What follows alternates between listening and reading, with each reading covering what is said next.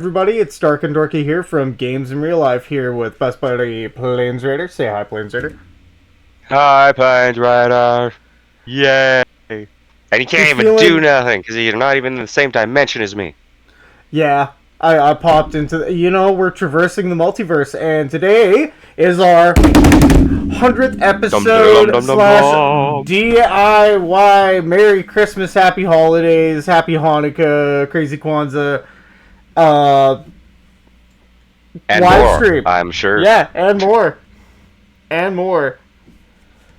Yeah, and today we are going to be doing quite a few things. I'm going to be going back to my roots and doing a box opening to start us off from Wild Space. Hey, boxes! Yeah! Before we get into the help me. I don't know, a DIY? Possibly? Yeah, DIY, thank you. Crafting? That, exactly. Yeah, so Putting we're me on going to the be doing a spot. DIY surrounding Pokemon after I do some honorable mentions of other DIYs I've done in the past, but just never filmed for some reason. Because, why not, right? Right? Can't film everything. Might as well. Yeah, can't film everything, and hey, you can use it in your D&D campaign, and it might help you save some money. That's kind of me. I'm pretty cheap. Right? Yeah. Say So, anything our for little the PlainsRaider here, right here. Yeah. This little guy. As I say, I'm so still hanging tiny. out in the multiverse. I'm so used to being eye level with you, but oh man, you're so tiny. How dare you?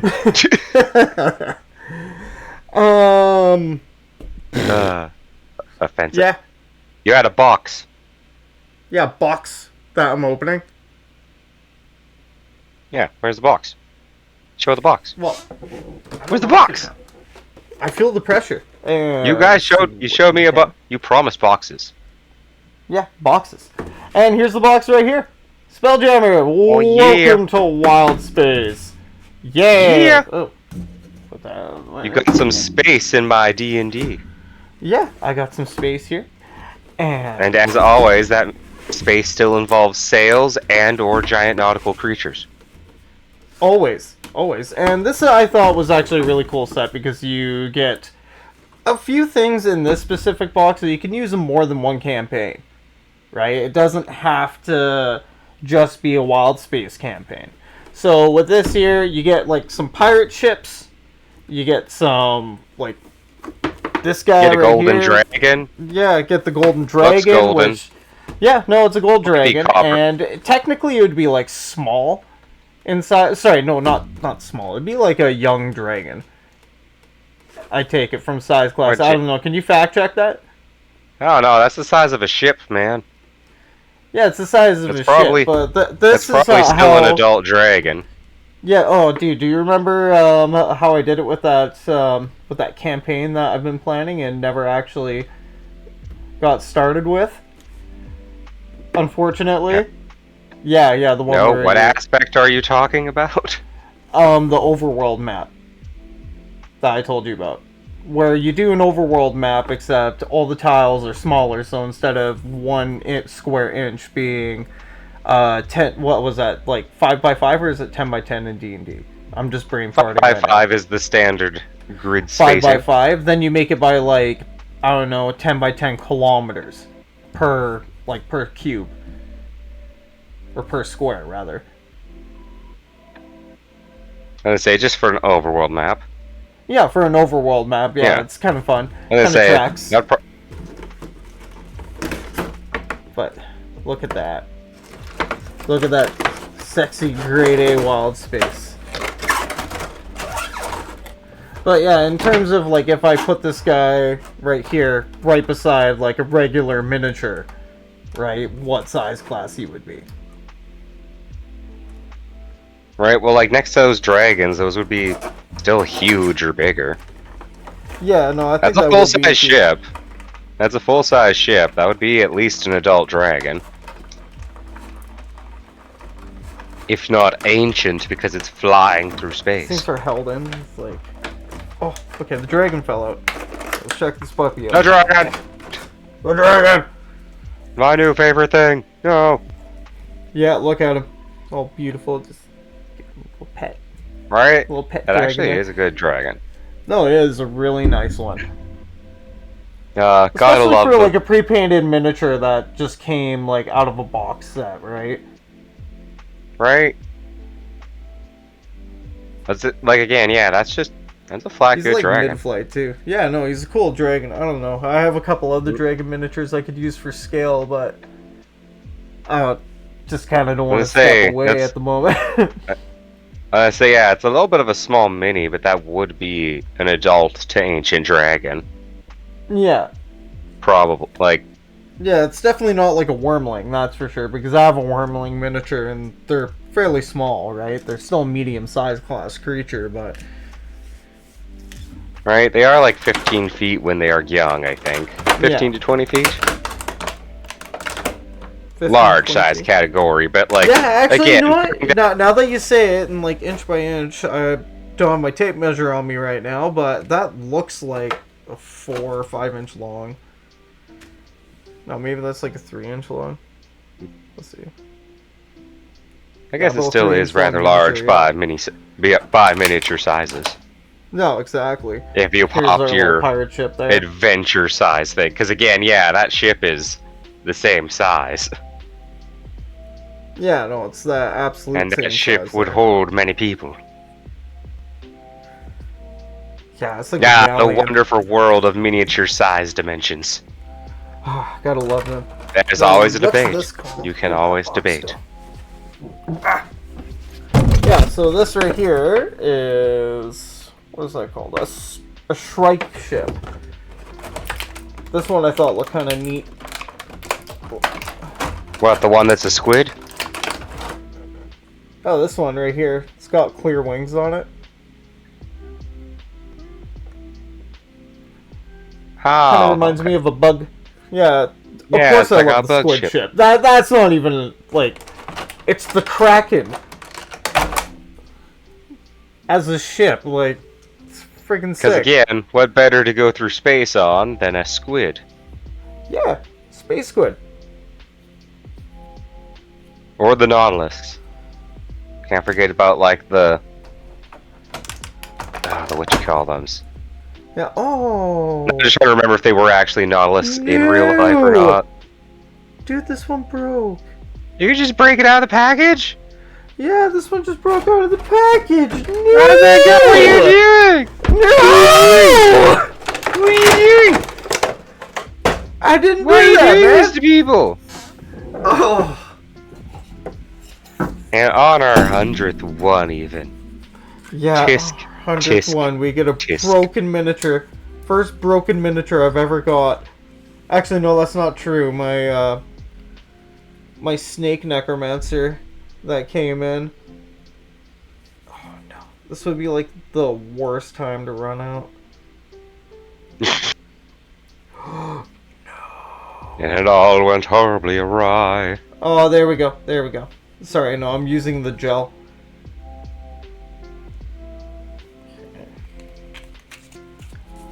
This just takes forever for it to come out.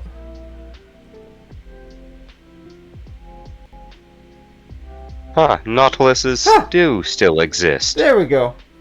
Intriguing. It's fixed. That's it. Yay. So for a mere, it's Christmas, so I kind of went like a little bit crazy with it. $55.50 on sale at my local game shop there. Was $80. Again, for hey, for brand name D&D minis, that's not bad. Yeah, no, all painted and done up. Yeah, make some fun, ready to use out of the package. You could maybe get 4 or 5 adventurer-sized unpainted minis for that. Not on sale. Or find someone with a 3D printer.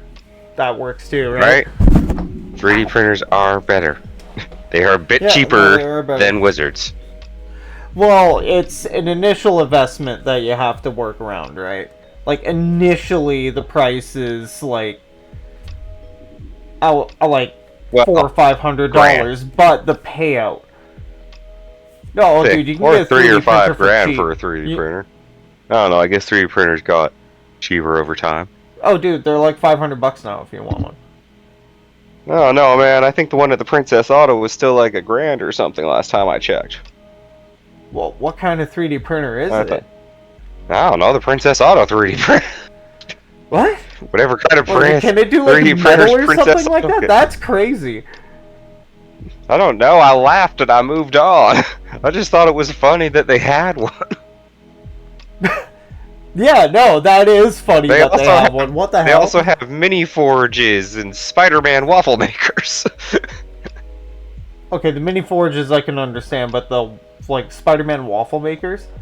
Seriously? For some reason, our Princess Auto always has something to do with superheroes. For the longest time, it was Batman umbrellas. They had Batman umbrellas for years. And they also have, I believe it is, yeah, like Spider-Man waffle makers. Spider-Man those are always in. Yeah, those are always in the surplus. Damn. I haven't seen the Batman umbrellas for a bit in the flyer, but I bet you if I went hunting around, I could find a Batman one pretty umbrella. quick. Well, I don't think that they will ever get rid of all of them. You would never want it. Well, it's a fucking Batman umbrella, of course. Like, I'm sitting here and I'm like, I don't know if my town actually gets that. Like, they have a lot of crazy, weird crap in our Princess Auto, as per Princess Auto tradition. Yeah, right. They just get a big option of random things to get in the surplus, and it's up to your manager to decide what random thing you're known for. Oh, like yeah, Batman umbrellas. The one down where I live, they used to have like gaming supplies, just like total random gaming supplies. I'd say ours has like some electronics, but I don't know if they have like legit gaming stuff in there. Seriously? You like just look around. Like there's gotta be a toy. There has to be a toy aisle somewhere in there. Well, there is. It's the surplus. It's the surplus corner. Oh, yeah. It's where all the toys are, and your Spider-Man waffle makers. Spider-Man waffle makers. And one time, inversion tables. What? I don't think I've seen. There ain't nothing like a Princess Auto massage. No massage like a Princess Auto massage. Oh, I knew something was different here. Princess Auto is a land of wonders. Yeah, no, it is a sheer wonder. All the stuff that you can find in there. It's one of my favorite parts. Legitimate watering supplies, heaters for your barns, the occasional mini excavator. Yeah, the occasional mini excavator. Sometimes they have the mini excavators, sometimes they don't. Sometimes they're in a box, and I wonder about that. What? Build your... Oh man, that would be such a good episode. DIY excavator. Hey, I've been getting ads where Temu wants me to buy mini excavators from them, and I bet those come in a box. Like, what do you mean? Is this like a add-on for a tractor, or is it like the whole damn thing? I mean it's like it's a track hoe, except it's like small enough for one guy to sit on it. It's a mini excavator. And Temu has an ad that it keeps sending me, which is a fleet of guys driving their mini excavators like they're in some sort of action movie going to the final boss raid. And they're like, yeah, mini excavators! They're just so excited. Just so exciting. So, well, like, I'm excited about it. I was gonna say, I'm excited. I think we're all excited. Yeah, well, I'm just sitting here and I'm like, man, that would be like the greatest episode ever. And like paint it up. Okay, I was gonna say games in real life. I'll give them that. A couple of like the weird new Temu ads have got me thinking like, so what is going on in your guys' ad world? Like in the world where your guys' ads are placed, like what's going on with these people? Because, yeah, number one, there's the ad with the people on their mini excavators going like, yeah, mini excavators, woo! There's also the guy that drives a mini dirt bike up to a lady in a warehouse filled with mini dirt bikes and demands to know how many mini dirt bikes they've sold. And they've sold none. And I think this is a counterproductive ad. It's like, so how many mini dirt bikes have we sold? Okay, None, hold sir. on. What? And that's all you get to see in the Hold the time phone. it takes to flick away. So, like, I don't know if they're selling mini dirt bikes. Here, hold the phone here. What commercial is this? Can you find this on YouTube? Probably. Like, it's just like a Temu ad in the YouTube shorts. So I'm sure, like, if you just flick for long enough, that you'll get the ad. Again, I don't watch the full ads. It's just the amount. That's like just the stuff that I can see before I flick on to the next one. So all I ever see of the ad is a guy ripping up on his mini dirt bike. How many have we sold? None, sir. Woo! And then on into the news, and then on into like the actual shorts I go. Okay, now I'm looking for this Temu Mini dirt bikes. mini dirt bike ad. As I say, it can't be much farther than the Temu mini dirt bikes. Or it's like, how many dirt bikes have we sold? None. It's like, unacceptable! It's like, I don't know, man. You're the one with warehouse full of mini dirt bikes. You may have to do better, too. Here's this. Looking It's for the stupid. perfect Christmas gift for your kids? Check out the Mini motorcycle from Temu. This lightweight 49cc dirt bike is gas-powered with a 2-stroke engine, making it super fun and easy to ride. With front and rear Temu disc brakes mini for dirt safety, bike. it's Say, oh, Temu. I don't think that's it. You know, I'm just going to have to keep my eyes open for that because that sounds absolutely delightful. I want to see this.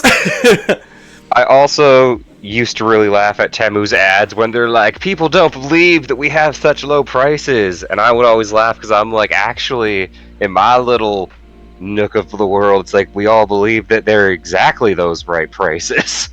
And I just don't trust anything that they're like, we could sell it to you for 17 cents, man. Isn't that amazing? And I'm like, no. No, I want more than on this if 17 cents is what you're selling it to be for, then you probably put in less than 17 cents into it, and I don't know if I want something that doesn't cost.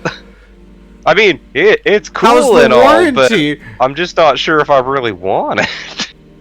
I'm just gonna fix the camera up a little bit here. Like I kind of want to check out how much they're trying to sell the mini excavators for, because like if they're going full Temu on them, that's scary. I don't trust equipment that I didn't have to bargain for. And there's a lesson of life right there. That's your gift. It's one of those things PlainsRaider. like you can lift like 10,000 pounds with this thing. That's cool. How much does it cost? Like 125. It's like. And I'm gonna trust it to lift 10,000 pounds for that, eh? That's how much my life is. It's one of those. I can't remember which boss it was that, like, they said it once amazingly to me about, like, why spending money on your equipment and stuff, and it was like, it's something about, like, using that bill, like, the bill for the equipment as a barrier between you and your life. It's like when I'm trusting like, something. well, I think it was like when I'm trusting something with like 10,000 pounds versus my life. It's like I want to hold on to it with more than like a couple of bills. Yeah.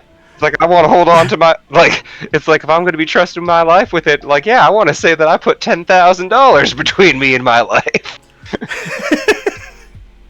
And I just like you know what? Safety reasons. I get that.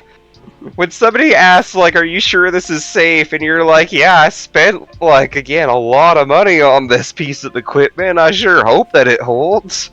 That does sound better than, well, I got it discounted.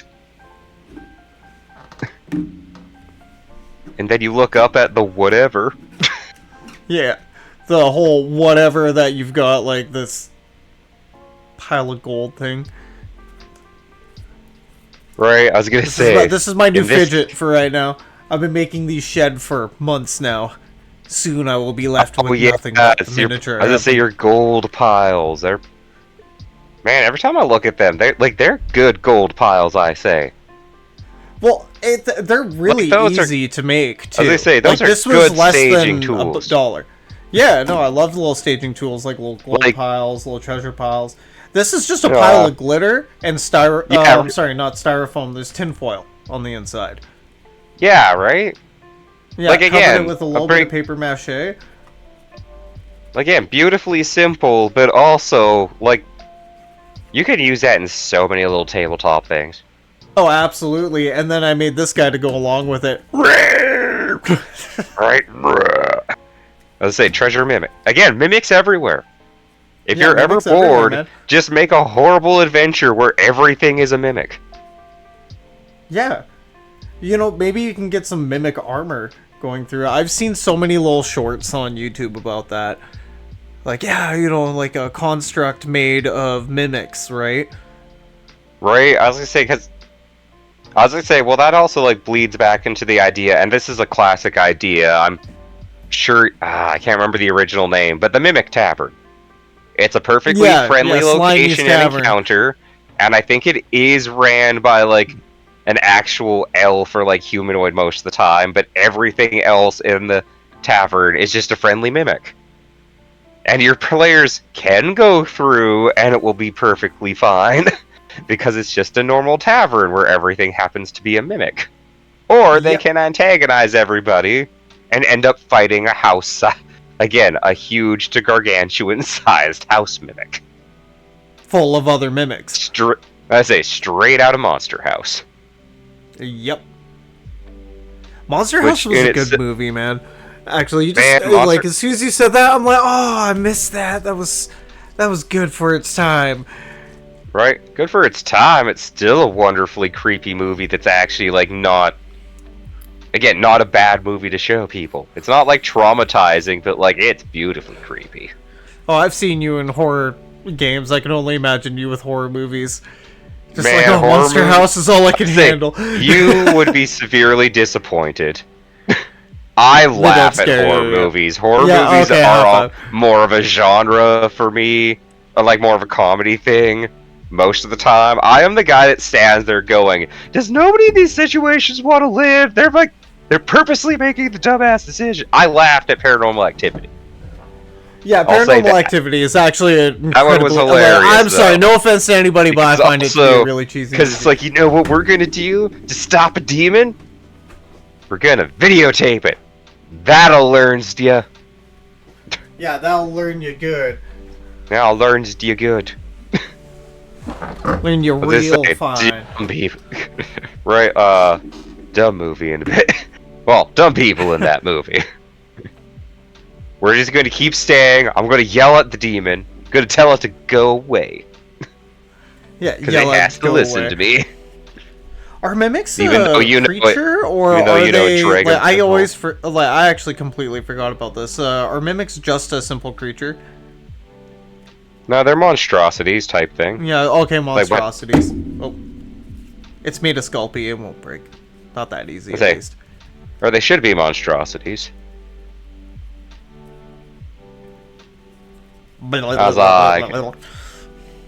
Right, mimics are fun. Also, slightly on that note, just because I saw it the other day, and everybody else get excited, I think a new season of Delicious in Dungeon is coming to Netflix. For all us plebs that don't actually like pay for Crunchyroll. Yeah. Which I'm excited for, because I like that. As I say, Dorky finally got me to watch that a while ago. It took him a lot of prodding because I wasn't watching anime at the time, but like, goddamn, was it good. You still need to watch Vox Machina. I do. You do. That one is not because I'm putting ever you out on of the spot, man. I say that one is only down to the fact that I myself am never on Amazon Prime. That's what I blame it on. That I watch like Netflix and Disney way more than I usually get on Amazon Prime, and then by the time I'm there, I'm like, oh my god, I have so many things that I need to watch because I forgot about the handful of things that I watch on. Oh my god, I haven't watched the last Grand Tour episode still. Jeez. Just all over the place with it. Sorry, Just like, I just oh, there's remember so much something on TV. Amazon Prime that I haven't watched. I'm like, right, I heard that announced, and I was like, oh, I mean, like, about time. They've been doing this for a while, the Grand Tour guys, but at the same time, aw, their adventures are always so beautifully dumb in some way. So beautifully done. Well, that's what it's all like.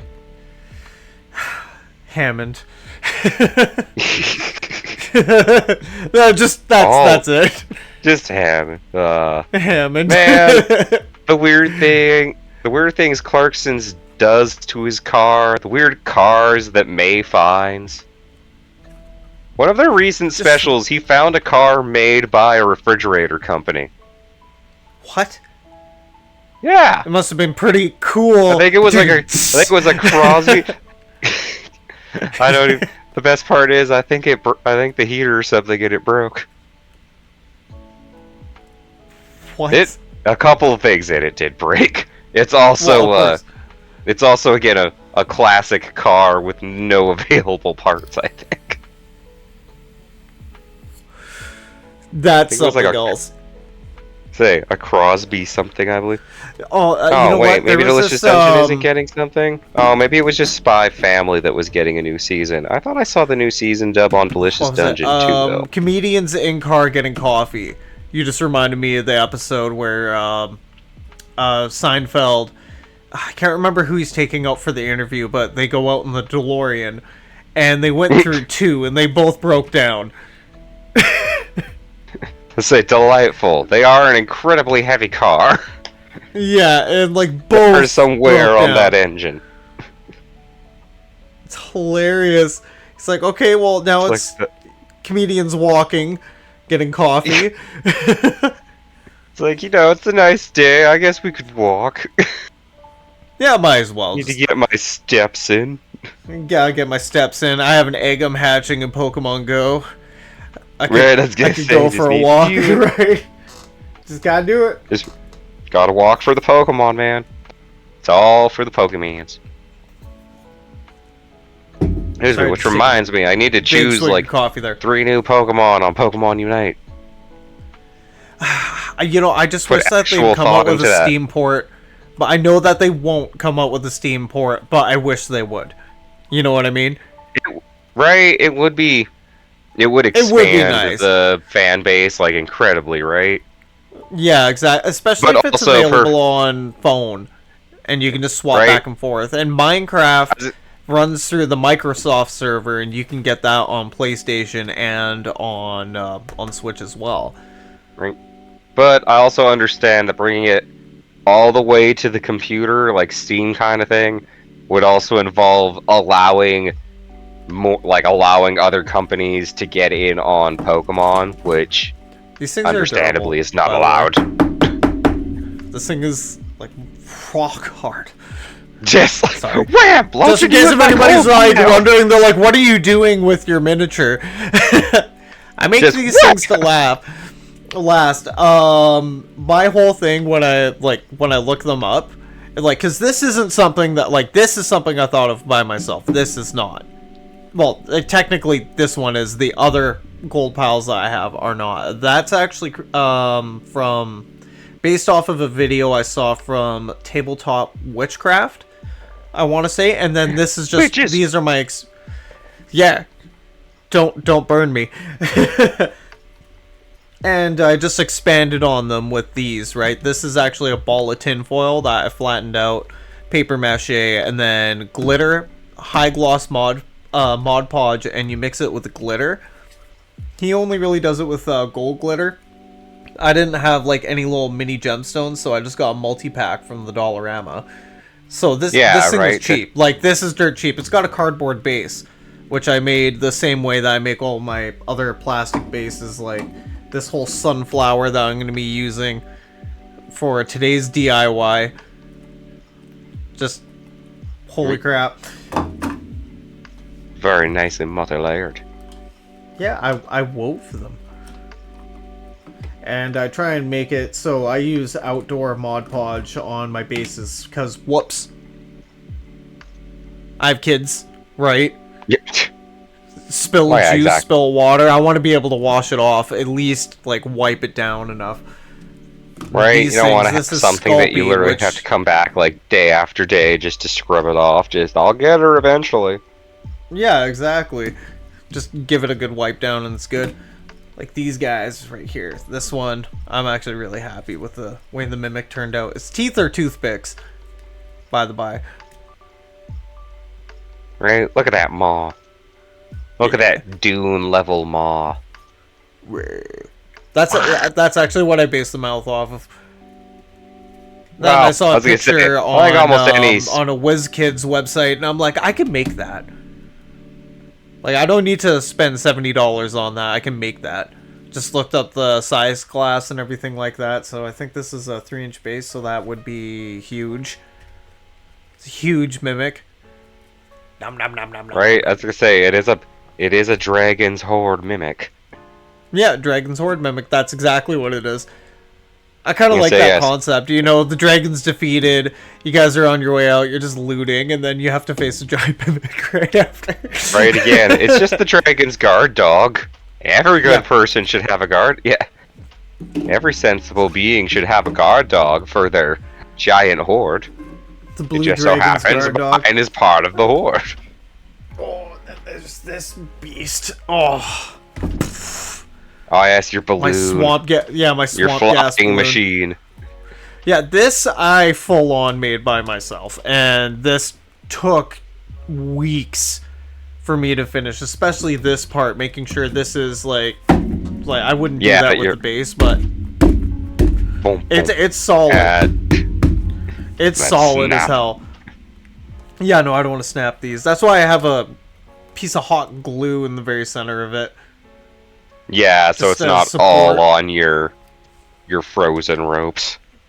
Yeah, well, the ropes aren't actually frozen; they're wire, and then I wrap them with string and just to give them the look of being a rope, and then Just simulate. coated. Yeah, simulate it, and then I coated absolutely everything with Mod Podge. Absolutely everything is bathed in it. Like, this was a burlap ribbon that we had kicking around for a long time, and it was actually like fairly long, so I just stuck it down. Stuck it down Mod Podge. And then these little flight rods are something that I had left over from a DIY a long time ago. My Aarakocra, like little miniature short I did a long time ago. Oh yeah. Yeah, because they're actually from, like, they're D&D, but they're from a different game. I think it's called Attack Wing. But I just wanted the 6 Aarakocra for $20, because they were on clearance. I was like, oh, hell yeah, I could use those. And Yeah, the right. bases It's like, were yeah, those fit huge perfectly and for myself. stupid. Like, they were square, but they came with flight rods, and I was like, that's fucking awesome. I can use those. And Alright, I this can thing use here, this. like, cost again, like, I think in total $5. This is a cardboard, like, little ring box thing. Well, not really little, it was like a pretty big ring box. But yeah, this was a cardboard ring box from the Dollarama that cost me, I think it was $1.75 or $1.50 or something like that. The wire I got for Dollarama is $2. great. That's a balloon. You could just, like, if you go to McDonald's on the right day, you can get a balloon for free. Just camping out at McDonald's every day. Yeah, like, where's your balloon day? balloons? Nah, Balloon day? I'll be back tomorrow. I'll be back tomorrow. Yeah, and you How know did you eventually know? we're gonna have to give him a balloon, so he fucks I wait in off. line for that shit. I'm just like, where's your free balloons, man? Those are for kids. Goo goo. Yeah, Gaga. I'm a kid at heart. Where's my balloon, man? Or you can just get a pack of balloons for $1. Honestly. Yeah, I was gonna say right. Or you can just get the balloons. Nah, man, And- free balloon day. It's coming. Free balloon day's coming. Yeah, no, fuck that. Save you money. Saving Right. you money. You money, free balloon day. Free balloon day at McDonald's. The economy for the better. Free balloon day. Just see some kid take the last one. You're like, you motherfucker! Just run up, grab it, run off. Oh god.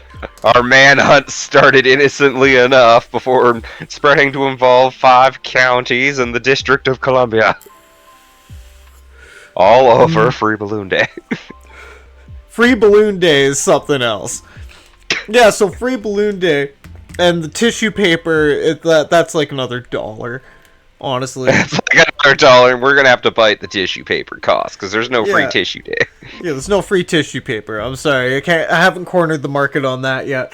Yeah, and then this is like 10,000 layers of Mod Podge, with like layers of paint in between. I didn't use miniature paint, I just used, I did a brown wash over and over and over again.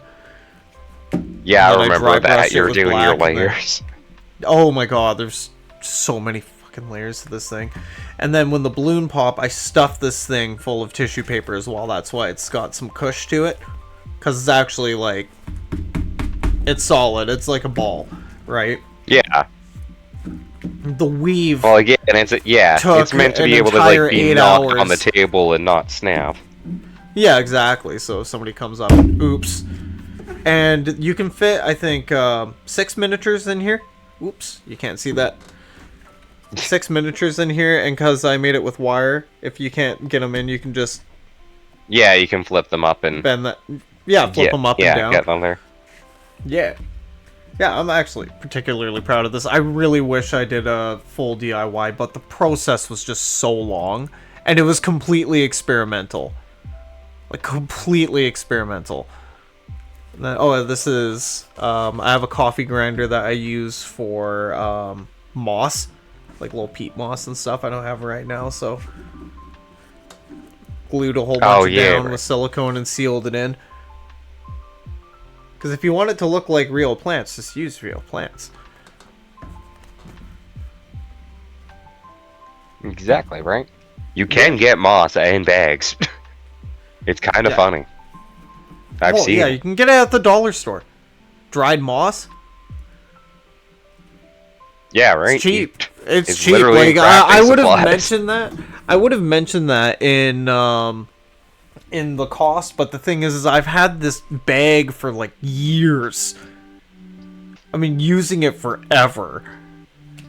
It just doesn't run out. You just get 1 or 2 bags at one time, which I think is like, I don't know if it's $3. No, I haven't even looked at moss. I still have like several little baggies that look like I'm dealing pot, kicking around. Right. What's that? That's some good crafting. Looks real moss. yeah, some good crafting green right there. Yes, I did actually successfully get you to watch Way of the House Husband. Yes, you did.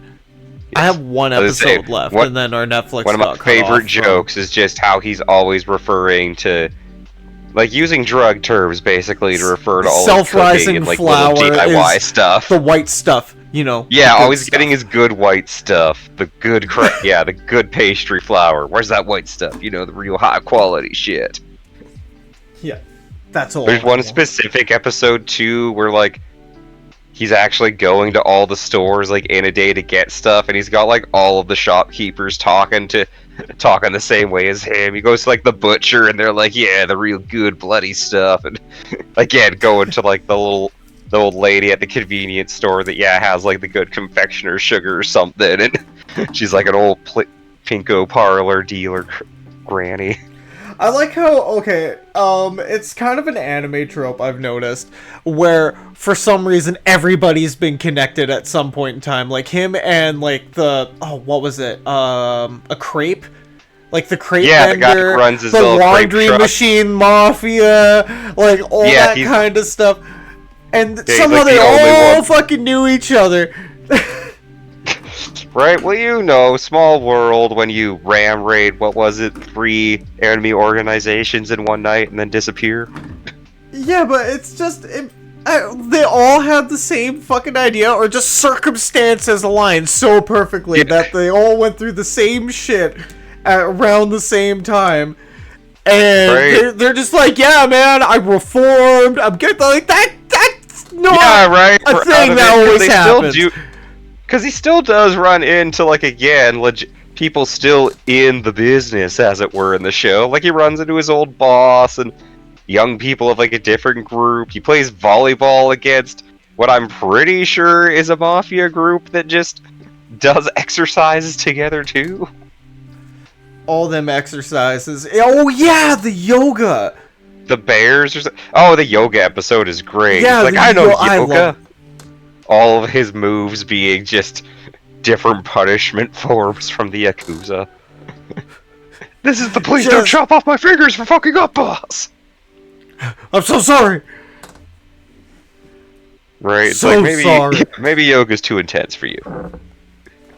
So, Plains, you want to know what's in the box today? What's in the box? DIY box, because I've already done the honorable mentions. Right, I did these guys. I did my box opening, which is all these guys. I'm gonna be careful with that one because I have to glue the sail back on. Bum bum bum. Look at our little progress chart here. I've shown off the miniature bases. By the way, if you want to learn how to upcycle and make your own miniature bases, check out our YouTube channel. I have a 1-minute short on how to make these out of recycled plastic. These are all big Rubbermaid container lids from Rubbermaids that got cracked and were in the recycling. They were about to get tossed, and I don't know, call me a conspiracy theorist, but I've seen enough videos and movies and stuff of what actually happens with quote-unquote recycled material in a lot of situations. And it's really sad, and I really do love wildlife and marine life and everything like that, even though I go off the, like, in comic book, I guess, wise, go off like I'm this psychopath, but no, I seriously do love all of the wildlife, especially marine life, reptile life. It's just, I don't know, nature's a wonderful Yeah, thing. right, it's, well, plastic in the environment isn't necessarily great most of the time, it seems. No, and like sea turtles, man, like there's been a couple times where when they come up to the door, they're like, yeah, we're like doing an adopt a turtle program, and I'm just sitting there, I'm broke, right? But I would if I could. I was just saying, I'm not the proper person to be helping the turtles, man. but I want to They're help so the turtles. Cute. I'm like, dude, look at the turtle. I'll sit there and I'll stare at him, and he's probably terrified, but I'm like, oh my god! Hey, turtles are awesome. I had turtles growing up, and they were fucking awesome. Turtles are great. I'm gonna say they were good animals. I like turtles. Yeah, I they like live forever. turtles. I already missed the boat on getting a tortoise. This was this plan that I had for the longest time, but I was gonna buy a tortoise at some point when I was really young. I was like, okay, if I buy him now, I'm 10 years old. By the time I'm 70 and I need a wheelchair, I won't have to. Hey, we'll ride the tortoise. I will ride the tortoise. I had it all planned out. I was like, okay, I'll buy a dog bed and I'll use that as a saddle and I'll sit on his back, Master Roshi style. And I'll just traverse the wilds. I'll just see where the tortoise takes me, man. And just like Master Roshi, call him Turtle. I guess that one was a sea turtle in Dragon Ball Z, though, not a tortoise. Yeah, no, he was still call it turtle. Not to Turtle the tortoise. Oh, there was this. I can't remember if it was like a meme or a Vine or a short or something like that I saw, but somebody picked up a tortoise and they're like, "Yeah, I got to save this turtle," and they were about to throw it in a pond. It's like, no, no! We will find you, person. This is the internet. You will be found. You will be found. You leave our tortoises alone. Except for that one guy.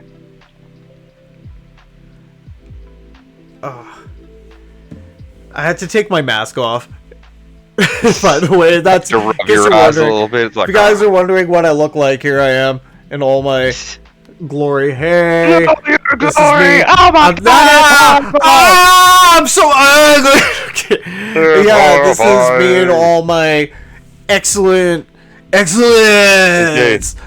I'm It's just me. gonna bring you all on my journey to go make another coffee because I don't really feel like just walking away from coffee. I have this massive mug of beautiful beautiful coffee right here. Wait a minute. It's huge. There's a whole pot in here.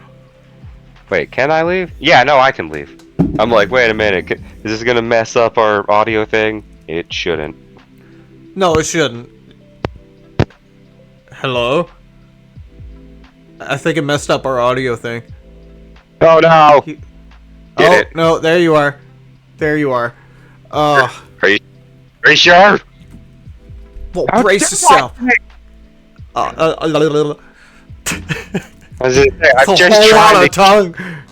just trying to keep the dream alive. And you're all like, oh my god, and my cat comes running at me like, oh my god, Dad, you're out of your room early. Okay, the mask, like, don't get me wrong, I love the mask. It's just, for straight reactions and stuff, it's just so much to wear it all the time. It gets so sweaty. There's performers and stuff out there that wear this kind of shit all day. I don't know how they do it. I can't breathe after a little bit. Oh no, I'm claustrophobic. My cat number 2 is trapped outside. I hope that was the only cat that's outside still. Sorry, I kind of forgot that the one cat was outside still. Now I'm just looking for... Oh yeah, all the cats are in. Good. Sorry, head counts are important sometimes. They are. Mine's easy. 1 cat, 1 dog.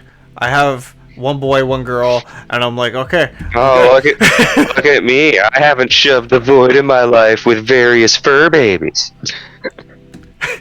Hey, I have skill babies. I have Craig. I was saying, it's less about void filling, and it's more about the farm lifestyle, yo. I just accumulate animals. You know how earlier I said, like, even though I've been up since 4 a.m., I'm going to forget something? I forgot to put What'd you forget? Up. I forgot to put this up. It just makes it pretty, okay? People been looking at your house, yo. Yeah, they know what it looks like. Right? To be in the dorky hood. Gotta touch the cats. Oh. Gotta pet some animals because they like touching. That's dirty. Only if you make it dirty. I just made it dirty. That's up for the audience to decide. Yeah, that's up. So, comedy, yo. This is the DIY for today. You might see Pokemon in the description, wherever that is, like down there. Somewhere. Yeah, somewhere. I think down below. And we are doing some quick and dirty Pokemon ones. Hey, excuse.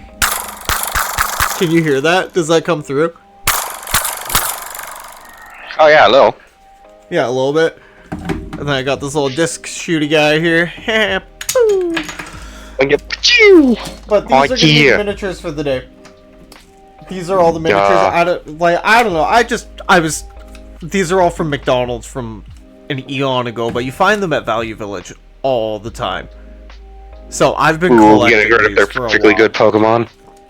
No, exactly. Then Dorky sweeps in. Then I swoop in. God. Wait a minute. This is a massive legendary dog, by the way.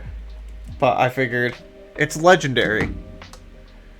It's legendary, sweet food, destroyer of worlds. Enough bases because that's the thing. Gotta make sure I have them all. I'm gonna be gluing any spare parts that may be off back onto them forever with the Gorilla Glue if it wants to agree with me today. And then we have Carnivine. You're gonna go on there. I think I actually made one too many. No. There's Ray Ray. Good old Ray Ray. I'm a Stratos Dragon. And they're all going to be posable or have some sort of action.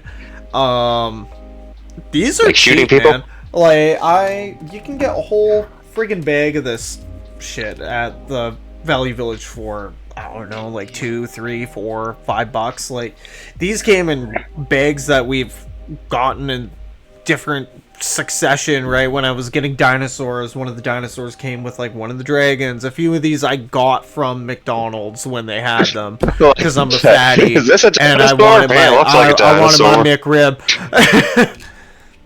I am that guy Oops. that will go up and be just ask for what toys they have, and they look at me all weird. I'm like, I paid for the fucking Happy Meal. I want to. You told me about the Hello Kitty Yu-Gi-Oh stuffies, so you bet your ass I walked right into the McDonald's and asked them which ones they had. Yeah, They had two. they had I two. can't even remember what the secondary one was because I went with the Red Eyes Black Dragon Penguin. That's one of the few I don't have. Actually, I'm only missing 2 from that set. I got all the rest of them. I wish I could do something cool with them. I'm thinking about putting them on what do they call those? A mobile for my son. Oh, for your Yeah. child? Yeah, Oh no! for little pumpkin Precipitation prince. has happened. Yeah, Alright, I just looked outside of my window and the precipitation is happening. the precipitation. Is it The snowing? precipitation. I don't know, it's precipitating. You'll figure it out. Even the I am a Rayquaza man of has mystery. the Rayquaza's got like the best one. It's almost pointless. Duh!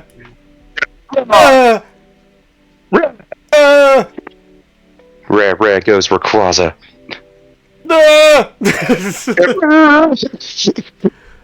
I'm a gum ya! I'm a gum ya good. In a Right. purely platonic Right? way. He never has like teeth, it seems weirdly. Well, he's got fangs in the anime. Alright. I'm just trying to do a mock-up here, so this is one thing that I don't really cover in any of my videos. It's a lot easier to do this live. I do mock-ups to see how the pose will look, if it's super poseable. These guys here, he can do that while he's mounted to the base, which I've... He uses wingbeat of a giant dragon. So these are going to be a lot of fun. Again, with the... What the fuck just fell? That sounded With the important. vat-vat? What was that? The Vat? The what? Something fell off of me. The Vat over here and the Vat over there. I know as a fact I knocked something down. What the hell was it? I heard it. I felt it. Oh no. I feel it in my bones, but whatever. It must not be that important. Shiver me timbers? Oh, it was the smallest one. It was the... Oh no. I have a little mini one, but I don't need it. It turns out the Mantine... I made it just in case. So we have this little Mantine here as well, which has this hole in the bottom because he's supposed to go in a Pokeball, but that Pokeball doesn't stay closed. And But it's not real. That Pokeball never existed. I couldn't do it anymore. I'm just like, you know what? You're good on your own. And then the clip went all stupid. And I've fixed it 100 times, and it keeps doing that. So I'm just... It just keeps like- refusing. Oh, it refuses to cooperate. So this one, these little bitsy bobs on the top here, they just screw in. So if you unscrew it, then he will no So if you just longer rip it out with a be- pair of needle nose pliers. and leave a massive hole in his head, there's still going to Yeah. be a hole that I'm going to have to fill. I'm going to fill his holes. With silicone. Do what you will with that, the internet. Do what you will. Yeah, there you go. Have a nice new audio file. Yeah, there you End go. up on Punky Doodles. I could. Do you know Punky Doodles? Yeah. You should. Of course I know Funky Doodles. Not Funky, Punky. Punky. Well, I know who you're talking about. I was gonna say, you know the guy. And this, you can keep. I think lots of people know the guy by now. Well, I'm not even sure if it's actually a guy. You know what the I- thing is? I'm on the spot. shouldn't say like, that, can't- Jim. like the Necromancer, like 1-8. What is that? The radio channel, I think that you sent me. Oh, yeah, his radio ones with the... Yeah. I, of course, like the dwarf one. Nothing but Oh, rock, stone, or metal and stone. Well, that and they used a diggy hole on it. Yeah, right, then, yeah, the one ends off with, I am a dwarf, and I'm digging a hole. You know why? 'Cause diggy diggy hole! And Such a on good goes the song that I'm sure many You know, the people crazy thing is, that song is actually from a Minecraft stream. I knew that. Yes, well, Did you I actually know knew that? of that. I knew of it. I only listened to it when it was like re-rendered as a proper song by Interesting. the Yogs cast.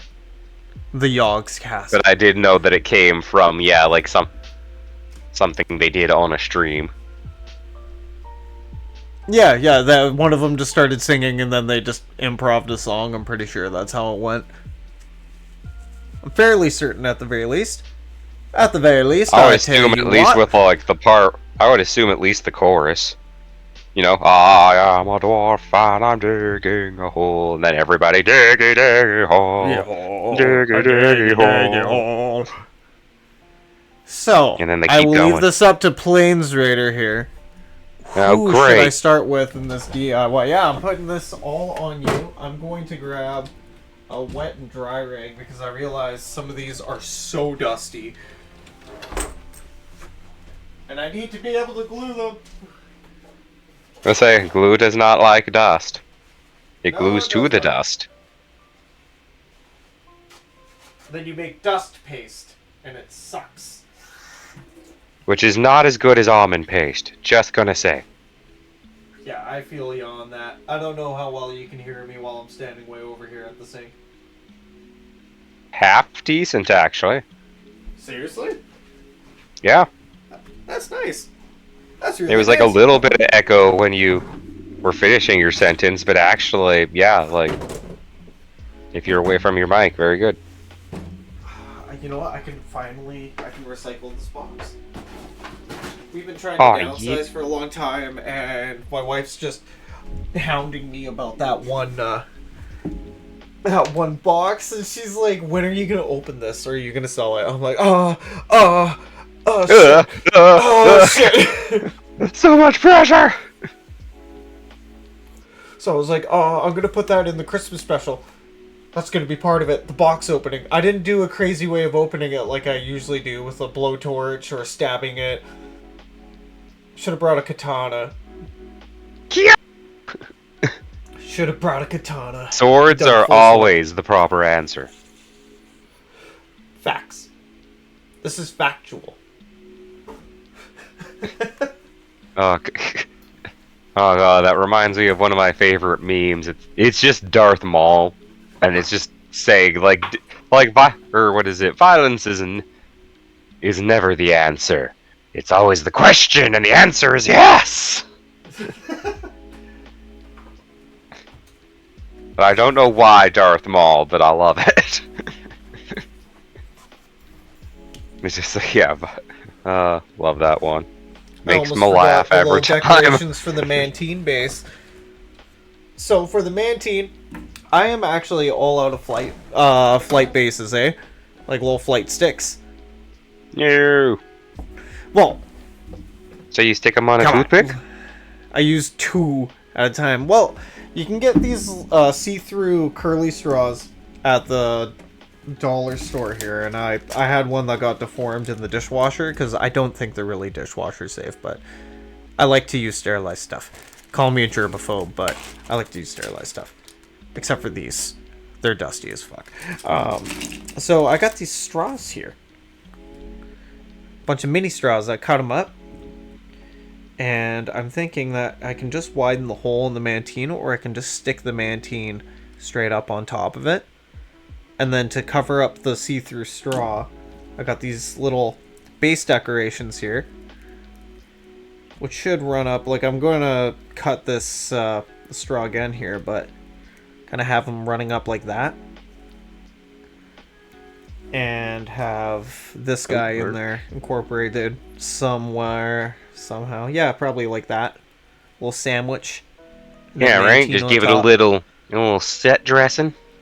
Absolutely. It's all about that set dressing. So you don't, because I've already started, I guess I'll start with Mantine, and then I'll work my way up to the legendaries. You're already on it.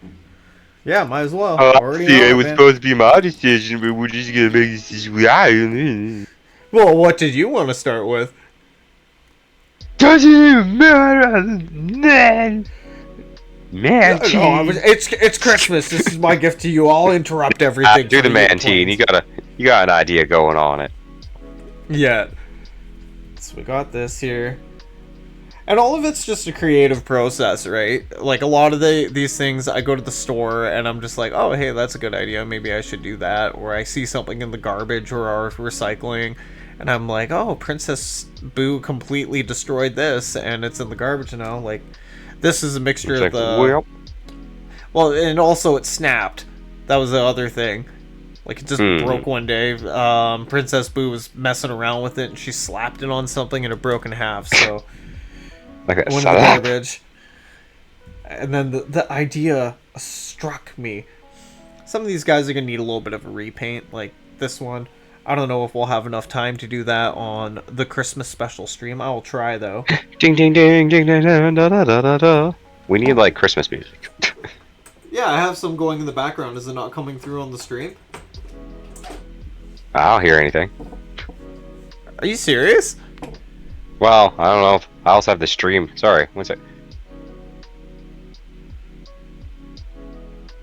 Oh, wait. Sorry. I have my one window covering up the other one. Let me actually check the stream a little bit. Oh, we do have stuff on the stream. How's our Right, audio just 'cause levels, by the way? Just because I had to relocate everything from the office into... dining room. Yeah, also just in case of any of you are wondering I'd why say I don't you're just pretty do good, my of course. DIYs I'm like still this. very loud. You're still really Oh, loud? actually, no, I'm not that loud this time. I'd say, actually, no, I'm not that loud on this next one.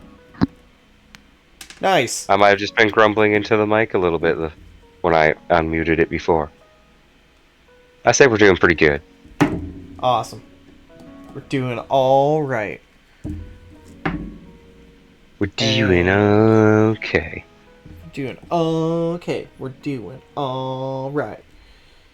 My one Look at cat that, sitting on my actually bed fits. looking at me. Haha! Haha, already on a stick, After I yo. trimmed it down, yeah, it fits. Excellent. Okay, so we got this. Put all of these back in my little bag of wonders here. I might need to use a few more for Thunderous and Landorus. I think that's it. Yes. Or Tornadus. Oh, Tornado, sorry. Yeah, you don't have Landorus. Yeah. Yeah, no, I don't have Landorus. You don't have the I'm missing Earthquake quite a Genie few... or something? Yeah, I have the Thunder Genie and the Wind Genie. The Wind Genie. The Wind Genie. Ow. I'm gonna move this over a little bit here. And Thronatus. Been having a hard time setting up the microphone. Because this was just a slap together setup, believe it or not, even though I have the different viewpoints going on here. And little squishy planes right there. God, you're first. I'm gonna put my finger. Hi everybody, I'm bouncing up and down. Just give you some good little pets there. All right. Back to DIY cam. Enough fucking around. Enough messing around. Let's Pokemon. So I will wipe these guys off before... I'm going to do these in little steps here. As I move these off to the side, I'm just going to give them a good little wipe down. I got Palkia. So we have Palkia, Dialga, Latias, Zekrom. What's the white one called again? Reshiram. Reshiram. Thank you.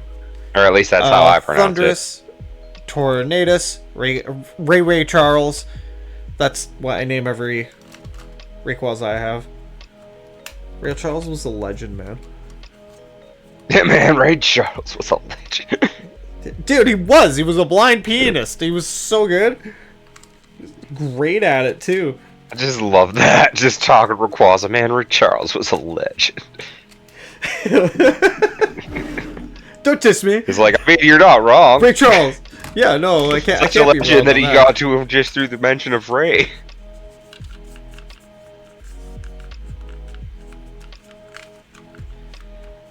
And giving him a good scrum. Yeah, I guess restaurant. You know, I hate doing There's an this eye in sometimes it. because sometimes the toys that I turn into miniatures just while I'm just wiping them down. Excuse me, sir. Oh, sorry, my one ear just all of a sudden itch tattoo. The kind of ear Well, itch that goes right into your on the skull. mend from being sick. By the way, if you guys saw yesterday's stream, Plains, our poor little Plainsy boy was sick. Yeah, freaking cold flus or what? Like I don't know which one it was really. The one that makes me feel not good. Ripping And then I do the sad limbs face. off. Except I can't do a sad face, but you know, you get it. Yeah, They you get get it. Or they should get it. I have nubs. No, restroom's out of focus-ish, I think. Or it's just white and getting hit by a lot of light. I think it's just getting hit by a lot of light there. Here, where's the control for that? I can turn that down a little bit. Do. Oh, that's a little better. Nice Oh, catch. yeah. Thanks, Plains. Yeah. Oh, yeah. Oh, yeah. I'm just sipping on my Don't coffee. having a say good time. nothing about it, man. Don't even think about it. Don't even worry about it, bud. Don't even worry. And then somewhere in the background it starts off with the don't worry, be happy. Be happy. Boop, boop. Don't. I don't know, if you say don't worry enough times, it always has to like turn into be happy. Don't worry, be Every happy. time I hear that, I think of the Big Mouth Billy Oh. Bass. So, just because random conversation, and this made me laugh because I didn't realize what was going on. Friggin'. So, the quick context is, another friend of ours finally convinced me to buy Cyberpunk 2077, after it's already Herbal been Rabbit? released for long enough that... It was Herbal no. Rabbit, just be honest. Yeah, I was gonna say, I guess they know. Yeah, he's been on the stream once or twice. Yeah, But- I know he's been on the stream with us before. So, I didn't even realize it. Apparently, technically speaking, my character's been running around naked for a while because of the way the game works. Because there's a difference between equipping items or having an outfit on. What? So, like, I had an outfit on from my closet, which puts clothes on me. But also, according to the game, I was wearing no article of clothing and just basically had the hollow wear on from all my outfits. Well, just imagine how Which just- airy that would be. I was gonna say, which just amused me to no end when I was looking at it. So I'm like, wait a minute, like I don't have those clothes. It's like, no, things just look like you have clothes. So I'm wearing nothing. Correct. I'm like that. I'm like, that sounds weird. That was not the weird thing that I was looking for in my cyberpunk dystopia. Was you may or may not be wearing clothes. Woo. May or may not be wearing anything at all. Ooh. So let's talk so about yeah, you Mantine. Sorry. No, continue, and then we'll talk about Mantine. I side railed myself there. Jesus. Well, no, I was just laughing at that one because I'm like, because Just yeah, there's shot certain out of my stat mouth. boosts Let's you get talk from- about Mantine. So you can wear whatever you want and have it look like whatever else you want, but you don't get the special bonuses for the couple of things that do give you bonuses. I don't know, it seems like a weird clothing system in a way. It's not bad or anything, but it caught me by surprise when it finally clicked on me like, wait a minute, I'm not wearing any pants. Which one is it? There we go. Found it. Cyberpunk So- has been a fun adventure so far. Well, it sounds like a blast. I still just haven't gotten around to playing it, to be honest. Right? How dare you? I take How that personally. dare I? You should. I want Yeah, you you to take it personally.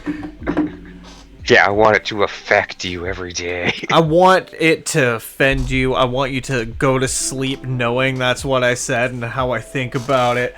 I just want you to writhe. Right, just haunt you constantly. So we have Maybe our one day main we'll play team. some of it, but who knows? Who knows?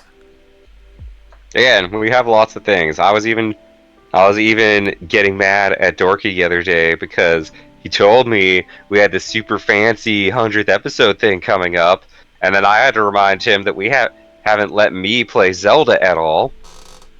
Yeah. Even though Zelda is like probably just again definitively my favorite overall game series. Have you who's bought gotten to play Echoes Zelda? of Wisdom yet? Well, What? because I haven't played it yet. You're like freaking master. It's a learning curve for me. And I just you like even making can't- longboards out of giant planks of wood, okay? Don't judge me. Have you even taken down a Gleeok? You probably don't even know what the Gleeoks are. I think that's a Aw. dragon, isn't it? It's a three-headed dragon with Ah. lasers. Pew, pew, pew, pew, pew. And there is one that is there's a King Gleeok in the underground that I straight ran away from, and now that I think about it, I'm like, I don't think I ever actually went back to fight the King Gleeok. I just got shot at by 3 different elemental lasers, and I just opted out of that time in the darkness. You were just like, When no. You were like, nah, I got other things to do than die in the darkness to Laser Dragon. So, here, I'm just looking up some Mantine stuff here, seeing if I can pull up, Looking up some reference material. Oh, wait, no, this one isn't Mantine. Oh, crap, what's the name of this thing again?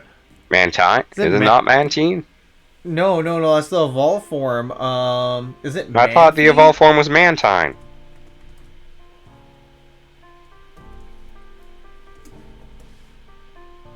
Why No, you do it's this to not me? Oh my god. Fine, give me a second, I'll find it.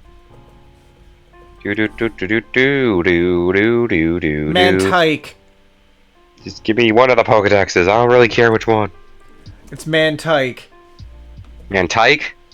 Yeah. Are you it's sure that the other one's Mantike. not Mantine or Mantine? You sure it's not It's Tine? Mantike, and then it evolves into Mantine.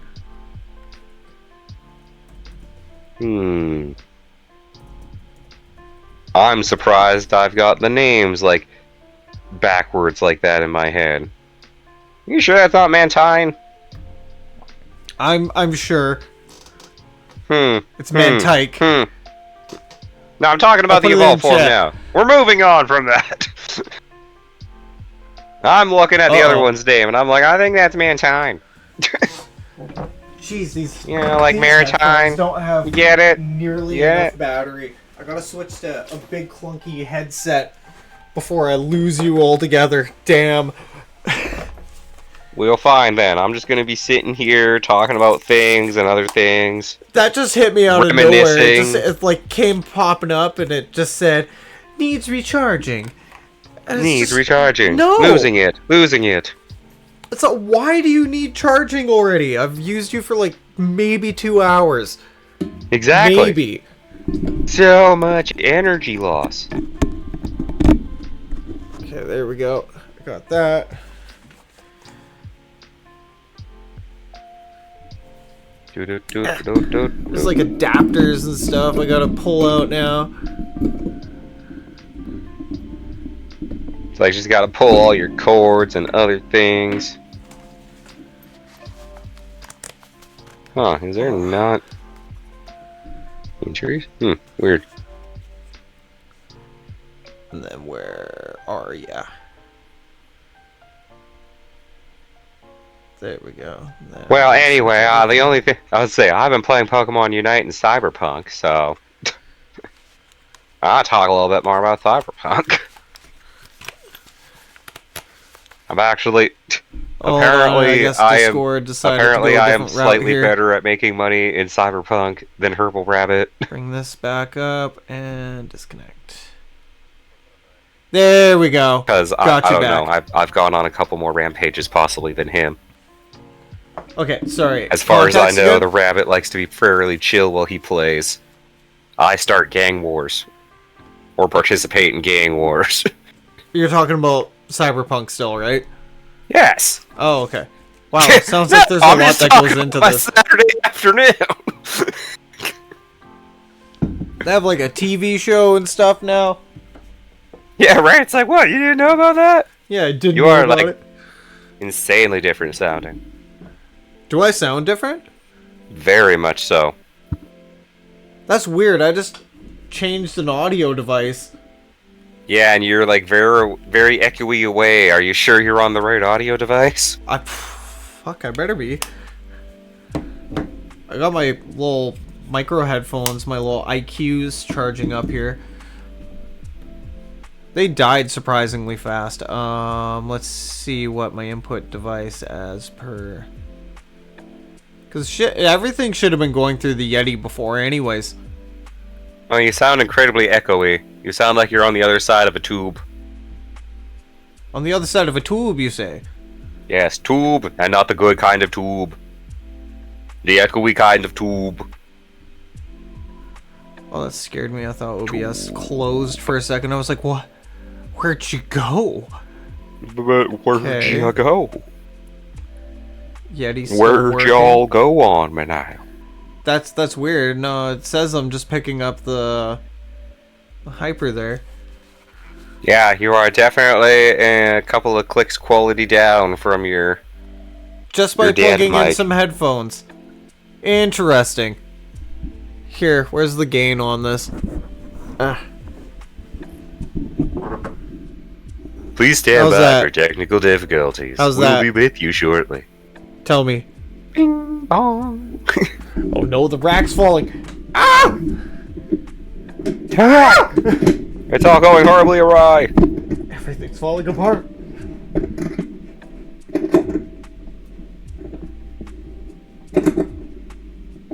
There we go. Okay. Got that going on there. How do I sound now? On the The stream. exact same. How about now? Still the same. And now? Same echo. What the hell? Again, are you sure you're like actually not like on the right mic and not on a headset? Here, can you hear that? Oh. I could hear you say that. But you can't hear me rubbing that microphone. Okay, so it didn't No. use the headset mic at all. Like, it's not using the headset mic. Like, it sounds like it's picked up something either across the table or like away from you. That's so weird. All I did was turn off Bluetooth. And say, like, it sounds like it's picking up from like the wrong mic by the sounds of it. Here, let me check. Choose where to play sound. Microphone. You're right. Told you. How's that sound? The exact same. What the fuck? It changed to my webcam. Thank you, OBS. I assume. Devices Actually, I shouldn't even. changing properties Actually, I shouldn't during even any say cause that. I audio wonder if this is all application Discord or issues. something. 1 second.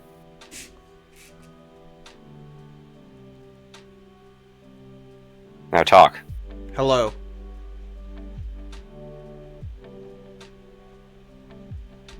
Yeah, I think you sound better on OBS. Maybe it's like actually through Discord that's fucking up. Oh, okay. That's good. You have me freaked out because as soon as I pull up the stream on my end, you know, it gets like that heavy echo going on. Yeah, okay, yeah, your OBS settings are fine. I'm gonna say that it's actually like the Discord settings, because I always forget about how we do that. Yes. I don't know why part way through, like, almost everything we do, it's like, no, you sound fucked up. It's like, yeah, it's because Discord fucked up, but OBS is Actually, most of the time, I'm the champion of the situation. Yeah, OBS. Except is for when OBS. I can't find where the one setting went, and then it's not the champion. But I could also remember where the setting is. Yeah, you can always like search for like, oh man, everything I have on here is run on hotkeys. You have to, especially if you want to do like little cool effects and stuff like that. Right? Sparkles. Except you don't got sparkles. But I can say sparkles. So we were looking at Mantike stats. So that, let's see, I'm looking at the size class of this. So we are gonna go into what the Pokemon real life of this is, real quick here. Ooh, ooh, ooh. Go for it. It's a ray. Yeah, it's a ray. I'm unsure what kind of ray. We'll have to, like, it's a smiley face. You can tell It's a that ray. they did that intentionally, right? But it's a ray. Yeah, it's happy because it's a happy little baby. Oh yeah, that's right. So let's just look into the stats of this thing real quick here. Pokedex. And So say, let's see if dang it's it, I got had it its here for a height. second. So it's 1 meter. Where'd it go? There it went. 1 meter in feet is like 3 feet or something like that. 3 feet, 3 inches, according to And the then Cerebi it's gonna stats, go which like I that. had sadly Let's clicking see away if from that sadly. actually did the thing. Oh yeah, that did the thing. Okay. So And realistically, I say, and like realistically, it is just, 143 it's a pounds. baby ray. It's a baby like manta Oh, this ray is a or ray huge class fucking fish. ray though. No, 1 Mantine meter. is a huge. No, man, Yeah, Pike 'cause is they're- big too. It's a meter. Yeah, hold on, I'll find the real world thing. Oh, here I got Google already here. Because, let's like, see, they- would that be a 'cause again, stingray? they- Would you call that a stingray or let's see? No, I just did a quick search. One of them's the spotted eagle ray. I think there's also like more than one, but they are the I think they're the more specific ones that like Mantine and them are based off of because like they're jumping / flying rays. They are Yes. big enough that they can like catch the air out of Well, the water when they do jumps. Well, all rays do this. That's how they paralyze not all. fish. No, I don't think good it's portion all of them. rays. It's Here, let's see. mobula rays, Oh. sometimes called flying rays, thanks to their aerobatic leaping. Oh, But there science you go. aren't sure exactly why they do it. Mobula ray. In a Double very rays. quick, There we go. in yeah, a very I would quick say thing from the Natural History Museum of the UK. It looks like. That is a safe thing to say right there. And yeah, I was gonna say they So a like double ray. Mantine and Mantike are like really easy. They are straight up just these really cool rays. Like that's also why they have the water flying typing because they are so big. So we that can they do just this two fly different out of the ways water. Here, let's see what the size of it. So it's a small creature. Those are small. They also have. It's also where the Mantike come from. So let's see. Mantike, let's read But its yes, we Pokédex may or may entry. not. It says here on this little article that they can jump up to 2 meters out of the water before coming back down. Then I'm gonna open up another one for Devilry again. Or here, let's just look at Ray. And again, and of course, they seem to have different reasons for doing the jump out of the water. Devil rays, flying mobulas. So let's see. So in terms of D&D, there's the Reef Manta Ray. Let's see. This is a large beast. Should be. They can get yeah, up because to the how do you say this? Ixtachitl, the Ixtachitl, whatever, that's what I'm gonna call it, the Ixtachitl. well, they do apparently congregate around Mexico. Yeah, no, I'm looking at the I think that's what I Demon said. Ray from D&D here, just so I can see what moves and whatnot it has. Society, yeah, they have a whole society. Let's see the stat block for it. No, this is just the D&D wiki. So let's 5e stats. Alright, so this is a small aberration for the A Ixochitl. monster of the mind. Dark vision languages, abyssal and Ixochitl. Challenge, a quarter. Actions, bite, barbed tail. So this sounds more like a stingray because the stingrays use their stinger in their tail. Yeah, these guys are just jumping. Yeah, and these Devil guys rays. jump. That is exactly it. Yeah, the reef Like in the manta ray. picture. So this is going to be a large beast. So I'm going back up to the large. Let's see. How did the sizes go? It's large, huge, gargantuan, right? Yep. Okay, and large is the 2-inch base. Just doing that. Large is a 10 foot by 10 foot. Yeah, 10 foot by 10 foot, so a 2-inch base. Excellent. And this is just trash. We'll put that in there. And so now we have our stat block. It doesn't speak any languages unless if you're a druid. I'm pretty sure DM approval would bring that up to snuff there for you. Here, I'll bring my face cam up here for that. If the manta ray moves at least 20 feet straight toward a target, then hits with a ram attack on the same turn, the target takes an extra 2d6 bludgeoning damage. If the target is a creature, it must succeed a DC 11 strength saving throw or be knocked prone. The manta ray can breathe underwater, and it can ram, which I'm pretty sure, like, just call it tackle attack. In this case, I'm going to close it. Yeah, tackle! Wham! Getting hit by 17 so this feet is of what ray. we are going to use for our mantike right here. I'm pretty sure if there's a giant ray, and if I find a mantine figurine or something like that kicking around, I'll probably make a different short or a video on that. Just because I really like gluing toys to bases. It justifies It's like me. I say it's fun. Get off my back. Yeah, I say it's fine, so it's fine. So back to the DIY I say, camp. and they- Where's the DIY camp? And in Pokemon, Excuse me. the Mantine gets Oh, up there to 6'11" in height. It says, so I'm guessing that's its quote wingspan, It's a wingspan, and that's good because I wanted to use the large one because I which can is build funny because fun stuff. according to the internet, that is tiny for a flying ray, possibly. Yeah. The real world flying rays, it said like one of the largest flying rays can get up to be like 17 feet. Holy shit. It was saying. That's pretty crazy. I think that was just on the page of like the actual like genus of rays. Genus? Genus. You have a genus. You have it. I'm You a have a genus. genus. A big genus. So the plants that I'm using here, these are from fish tank accessories.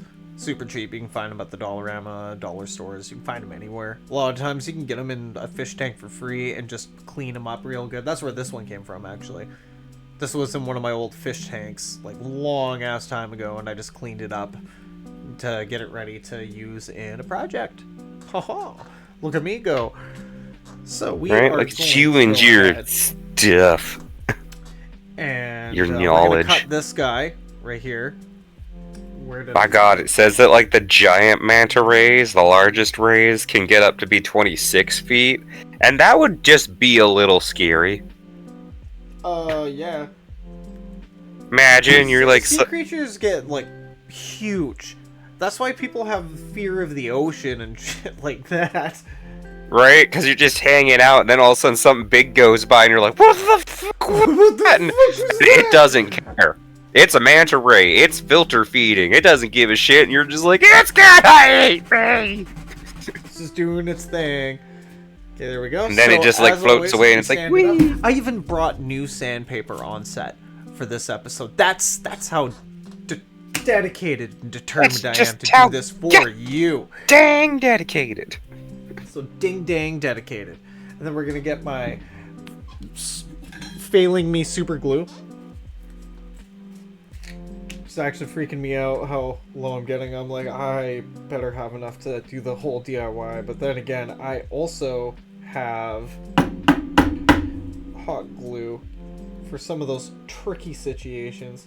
No, this stuff is just really Just blab. It's just really gloopy. Just glab it on out. There we go. Put that upside down there. Ouch. And stick that. And yeah, even as I rip through... Wait a minute. So yeah, even as I rip through Mantyke's whole, like, Pokedex flavor and stuff, it usually just comes out to, they are a manta ray. Yeah, they are a manta ray. They swim in pools with other fish, they're cool. Yeah, it's all just pretty much just straight up aquatic creature information, not even like Pokemon. It's like, yeah, when the waves are calm, one may encounter a swarm of mantine swimming as if they are in flight. Same thing with real world rays. Billy Bray's here. One more thing. I'ma eat you. I guess Come its here, fantastic feature is that in Sword, it claims that like the mantines can can glide up for over 300 feet if they get going fast enough. That seems to be like their most fantastic creature. That's the Pokedex entry, right? Yes, that's Pokedex. Oh, okay. I was like, for a second, thinking you meant in real life, and I was just dumbfounded. Majestically. What the fuck? Really? That's like... It's like, so wait a minute, what the hell's going on here? Jeez, when your own brain catches you off guard. Yeah, wait a minute, what? That's just crazy. That's Ray crazy. I don't know if I find right off the bat like an easy description of like how far, quote, flying rays go. I think it's kind of like the Mako shark. 60 kilometers from a stand, or is it 60 miles an hour? I should look that up. But yeah, it's either 60 miles an hour or the 60 kilometers an hour from standing pace. So if they are like in shark terms still, just poof, like a bullet.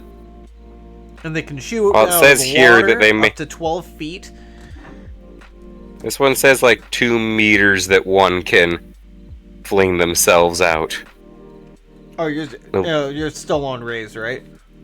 Yes. 2 Real meters, rays 2 now. 2 meters is tall, man. With the tall ray? Well, here. No, jumping out 2 meters out of the water, that's still pretty impressive. Like, that's... Right, that's still a good jump. 2 meters into feet. So that's 6.5 feet out of the water.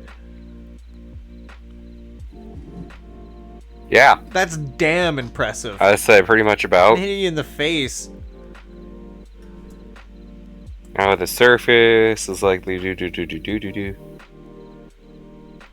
And yeah, especially considering that it says that they can get up to, where was that? Oh, by the way, I just saw weight. They can get around 1,600 kilograms. And fling themselves 2 meters. No spider webs today. No! No spider webs, I said no friggin' spider webs. So I got the spider webs and the almost hot, fully heated hot glue there. We're just going to poke these guys in, and then this is probably going to get some miniature paint at some point. Not guaranteed today, though.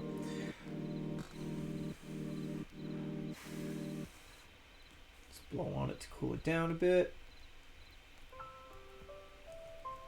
Oh, cool, I can actually touch it.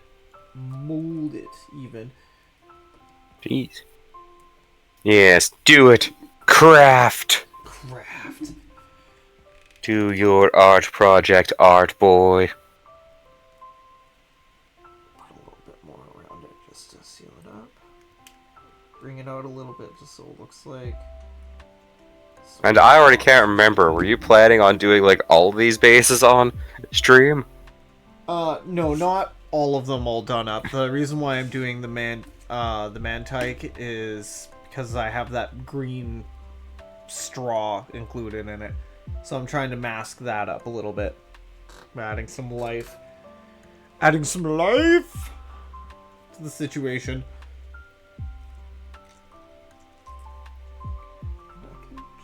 Weave these into each other and I'll keep them together. Yeah, you seemed kind of panicked there for a second, man. You were like, what? Well, no, because I'm laughing at myself and I'm like, man, we maybe didn't time that right if that was the plan. Again, I'm like, wait, I think he just said he had all of them for a collection. Yeah, I'm just doing this with the Mantike. The other ones are just going on bare bases. I'm still trying to figure out for Landorus. I keep calling him Landorus. Tornadus and Thunderous. Still figuring out their shtick. Right, well, I think their shtick is that they're GDs. You're fired. You're fired. What? What? You can't fire That was me. great A shit. You can't fire me. Sand this guy up, down, and squeeze him in on an angle there.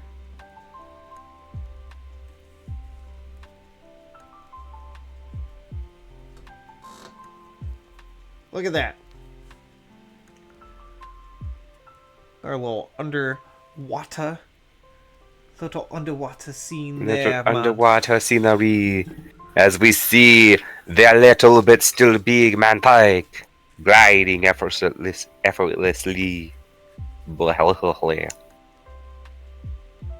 This is my underwater voice. Sounds like the SpongeBob's whole 10 minutes later. Yeah, you are not wrong. Yeah, SpongeBob. Still technically going, I believe. I hope it is.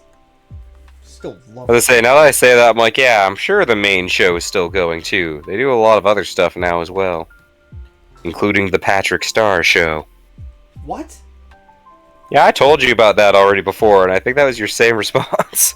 Oh, yeah, no, now that you mention it, I kind of remember having that reaction to something that you told me about. Which happens quite frequently, to be honest.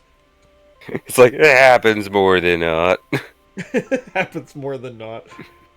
Blinks with blinks eyes at separate intervals. I'm not using the glue on camera really because. And say, yes, it looks like, yeah, the show is still going. Yeah, the main show is still going. And then, yeah, they also started doing spin-offs once the original creator died. Of course, as most animation companies do. Oh. Yeah, well, again, he was fairly... The original creator, what's his face? Was that Steven Heidelman, or was that just the voice actor? I think that's... As you say, I'm going to look it up. King. Yeah, Steven Hillenburg? Stefan Hillenburg? Steven Hillenburg? SpongeBob, wasn't he? I think he was just the creator of SpongeBob, wasn't he? He was the creator. I can't remember if he was also the original voice or not, though. Well, he was he just died, so was the creator. Alright, he was Patchy the Pirate. That was his thing. I'm like, he was in the... Oh, not Patchy the Pirate. No, wait a minute. As I reread this properly, I'm like, no, he voiced Patchy the Pirate's parrot, and I think Patchy is SpongeBob's... Yeah, Patchy the Pirate's Tom Kenny, and Tom Kenny is the voice actor. Bleh. Did it. I remembered / reread. We did a thing. And speaking of did a thing, Mantine is complete. Yay! Again, Just it's just that gluing simple, toys people. to bases. It wouldn't be a true DIY with Darkndorky if it wasn't just gluing toys to bases. Hey, sometimes that's all you need. Smooth this out a little bit down at the bottom here. And yeah, I'll definitely the original do a creator didn't want declaration. spin-offs or something, but then he passed, and then Nickelodeon fully owned it, so they made a bunch of spin-offs. Or 2 spin-offs? Oh, I thought they made more than that. Oh, maybe it's just the random movies. No. Sorry, I'm looking at the list. I'm like, I thought there was a couple more than that, but I guess maybe not. I may be thinking about it wrong. I guess there's just Camp Coral and the Patrick Star Show. The Patrick Star Show. SpongeBob! Which apparently they put... Which, and this is gonna sound funny, one of the weirdest things about the Patrick Star Show is that they made him wear a shirt. And pants? Or just shirt? I no pants? don't know that he has to wear pants. He's living his dream, man. That's living your best life.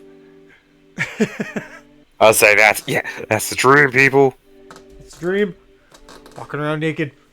I say, now I want to actually double check that, because I'm like, oh no, they still do give him shorts. They just also make him wear a shirt. Okay. I'm like, I just remember that the shirt's there now. I just sit there and I think, oh man, it would be awesome if he had some sort of reaction to it, like Randy in Trailer Park Boys. Can't wear shirts, bubs. Give me rashes. They give me rash. Oh right, yeah. He's like, can't wear it. I'm like, oh right, yeah. What was his reasoning for it again? Right, they give him rashes. You just can't do it. It's got sensitive skin. I still think like, and this is like really bad, but I'm still in love with how they transitioned from Trailer Park Boys to the animated series. Because I didn't realize when they first introduced the Trailer Park animated that it was just regular shit. Like I just read about it and I'm like, oh, they're just doing one of those like kind of weird pseudo reboot things. It's like, does it count with the original? Maybe. Well, it ties in because they do mushrooms and they have a crazy trip. Yeah, right. And that's how they bring Leahy back from the dead. Because they can't lose Leahy. Well, that was also around the time that Leahy died, got taken away by a giant shithawk. Yeah, he gets carried off by a shithawk, and that's like, I was gonna say, and that's like at least I think the first season of the animated series is like again coming to terms with the fact that like Leahy's just kind of gone. Yep. They never really say I don't really know that they actually like come out and say that like he just kind of died. It's just like they all did mushrooms and then lost him. Yeah, they lost him. Well, if again, carried off by a shithawk, and until they just accept that he was carried off by a shithawk. He was carried off by a shithawk. He really was. That happened, yo. So, if we had a little bit more chat activity at the very again, moment, that was the real. I'd put it up to them what Pokemon's next, but you, sir, now you get to pick. Yeah, now it's your turn. Oh, I see. So just pick Carnivine with your own idea. And we're gonna come up with the Plains idea. And we're gonna play it off. Yeah. Cheater. Weekoon.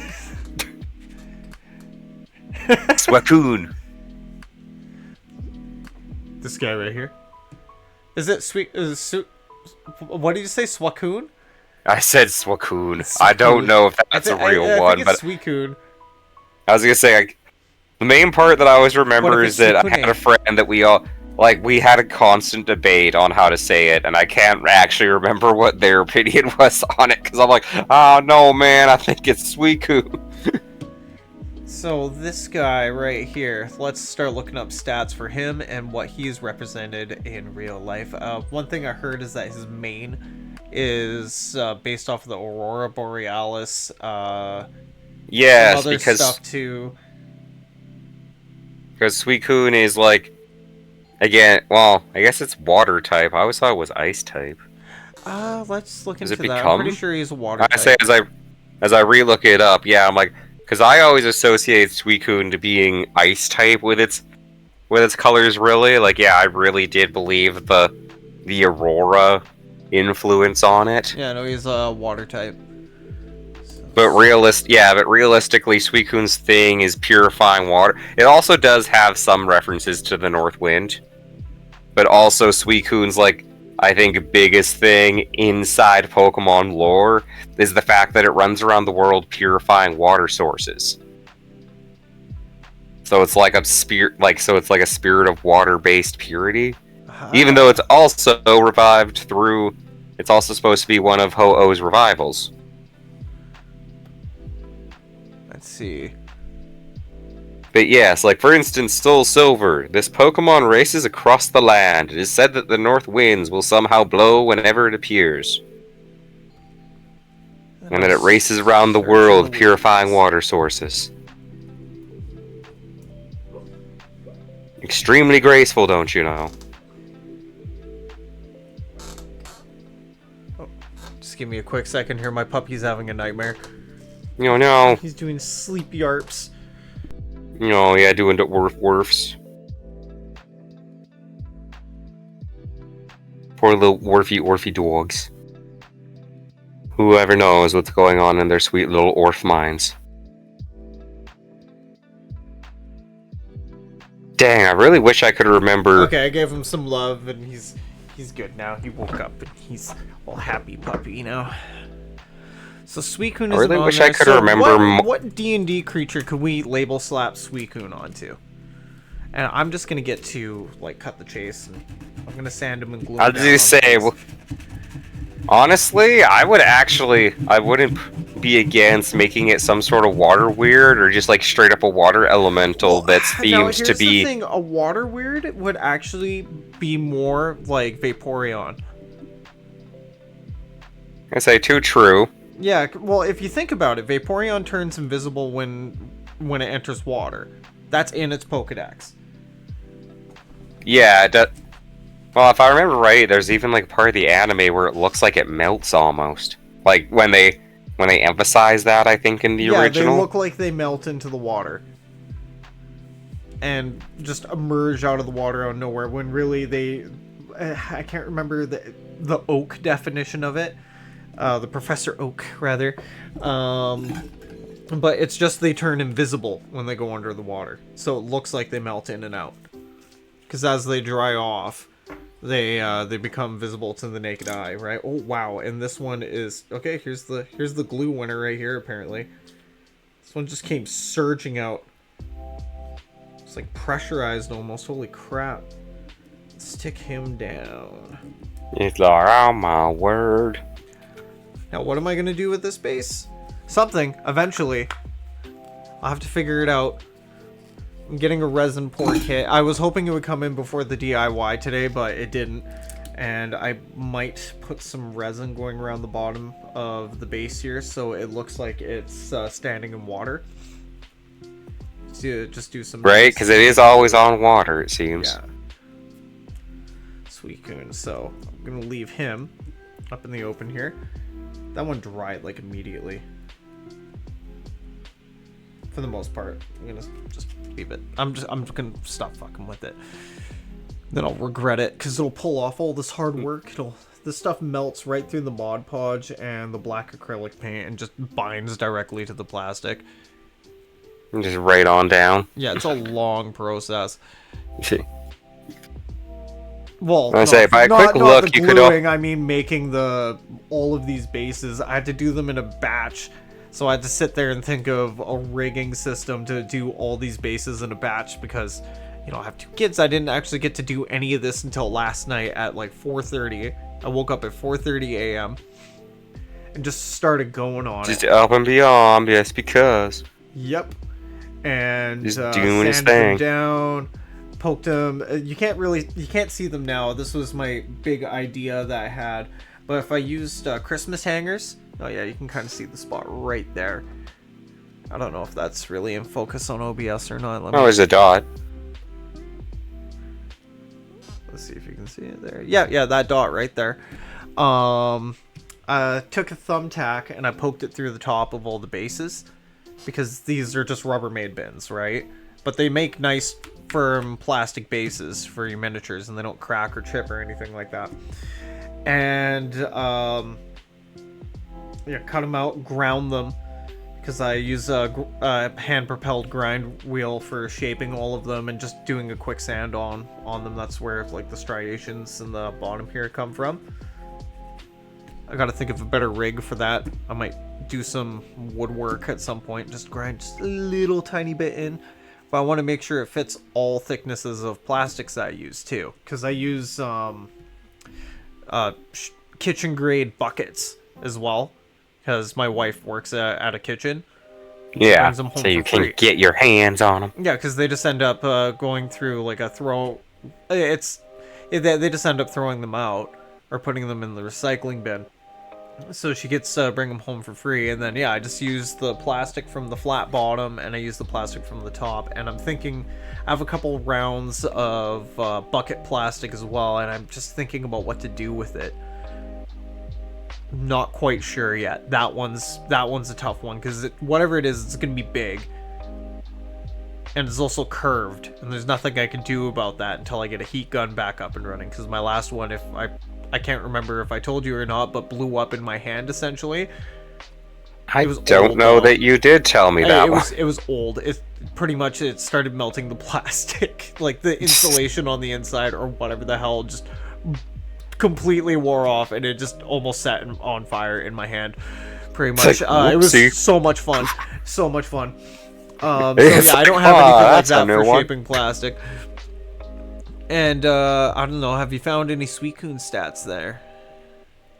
I'm still just calling it a water elemental, really. Yeah, water elemental. Because that would. Well, what abilities does Suicune have as per the dex, or in like? Well, the ability to purify water sources. That's it. It moves with the north wind around the world, purifying water sources. That is like Suicune's entry. Let's see. There we go. Large water weird. This is one. Invisible water. Waterbound. That's why I recommended water weird, because it's an intrinsic water spirit type thing. Can Suicune leave the water? Yes. Actually, yes. Like in lore, yes. But like again, we're making a Pokemon as a stat block. You have to make a little bit of adjustments. We're not just gonna find a straight D&D character. Except for Muck. I got really lucky with Muck. For some reason, he had a stat block on the D&D wiki.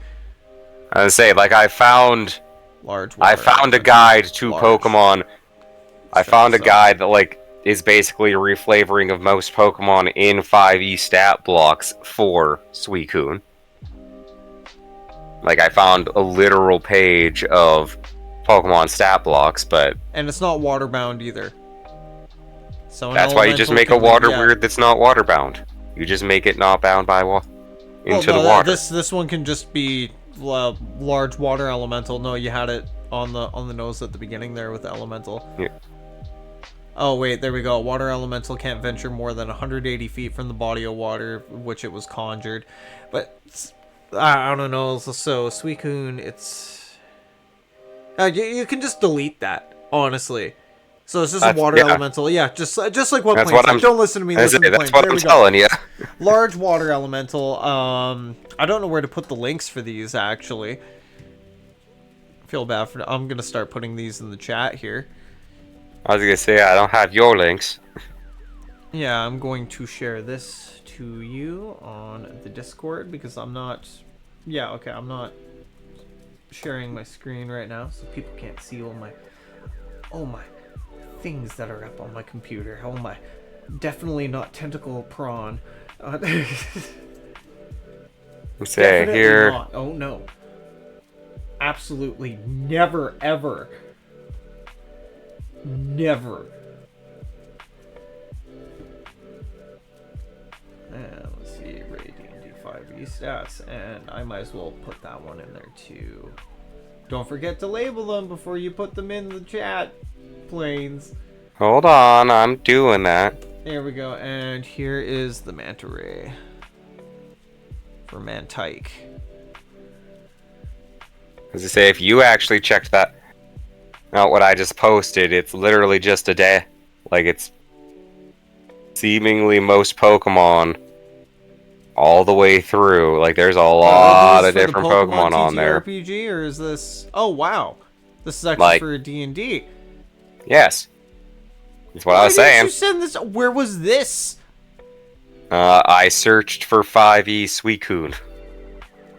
Oh, holy and crap. It's the third thing. No. It's a Yeah, that one that I posted is a reference for most. It seems seemingly 945 different Pokemon as imagined with 5e stat blocks. That's amazing. It also, somebody has seemingly put in the effort. A lowland muck, not a lowland duck. Holy shit. And the whole site, I say, I've seen a site like this before for Star Wars. It seems to be, yeah, most everything you would need to make a Pokemon adventure using the 5e tabletop engine. That's amazing. They got moves described as... They got, like, different Pokemon attacks described in 5e terms. With damage rolls. How to use TMs. And how much they cost. Started a whole thing there. They say, I find many good things. Here, let's see, Oh, cool, they do have Dialga on here. Huge. These guys are huge. These aren't large, these are huge. So, yeah. Crap, that wouldn't be a large water weird, that'd be a huge water... Sorry, huge water elemental. Plains! I forgot! I forgot! You say you're already messing up your own thing. Oh my god. What happened? Huge. Need huge. Gotta be huge, I tell you. Remember, Pokemon aren't always quite as big as you think they're gonna be. Water elemental huge. There we go. Here we go. Tyranitar is only like 6'3". Yeah, oh well, I like how they actually go a little bit more accurate to the whole dealio that they got going on there. Here, I'm sending you more links because I want people to follow. At the very least, have for what? Links for the DIY kind of stuff, based on what found. I mean, how do you want me to label that one? Oh, the last one would just be huge water elemental. So put like 4 dark Suicune because this is a huge, and we figured out that this in D&D wise, for this size that we have here as a Suicune, would be just huge water elemental. So that's gonna be in the description, chat, whatever you want to call it. Check over there. Say it's there. It's there. It's somewhere, as tells you. I tells you. We got that. Did you put the ray up as well, my friend? Yes. Okay, good. Because it's not showing up on my OBS yet. Ah, there we go. I just had to refresh. You put Dark Suicune? Is that what you said for the big one? Sorry, it just fucking confused me. Because I thought you meant Dark Suicune, not Dark Suicune. No, well, I guess it would be Shadow Suicune if we did it like yeah, the boss no, from but the that's where you caught me off Dark. guard. Sorry about that. I was like, Dark Suicune. I kind of called them Dark. I guess they're like sweet. Yeah, I guess that could be. No, it kind of. Oh no, it's all video game terms. It's just the bigger, meaner Suicune, which I think was Shadow Suicune, which also sometimes is Dark Suicune. I don't know anymore. Get on my back. Everything's a lie. Well,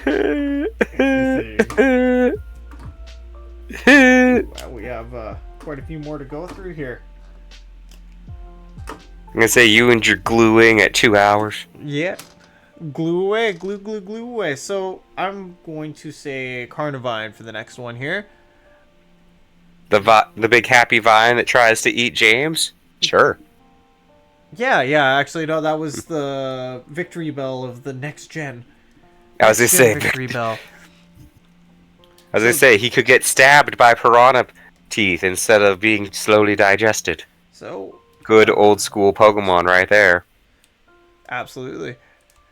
Nom nom nom nom nom. So what we got going on here, this is a large base, so it's going to be a large size plant of some sort for D&D. So just now that I have this new resource here, I'm going to quickly pop up Carnivine and see if it just see if Carnivine is in there. Yeah, just to see if it's Carnivine is. Carnivine's a medium. This is a large.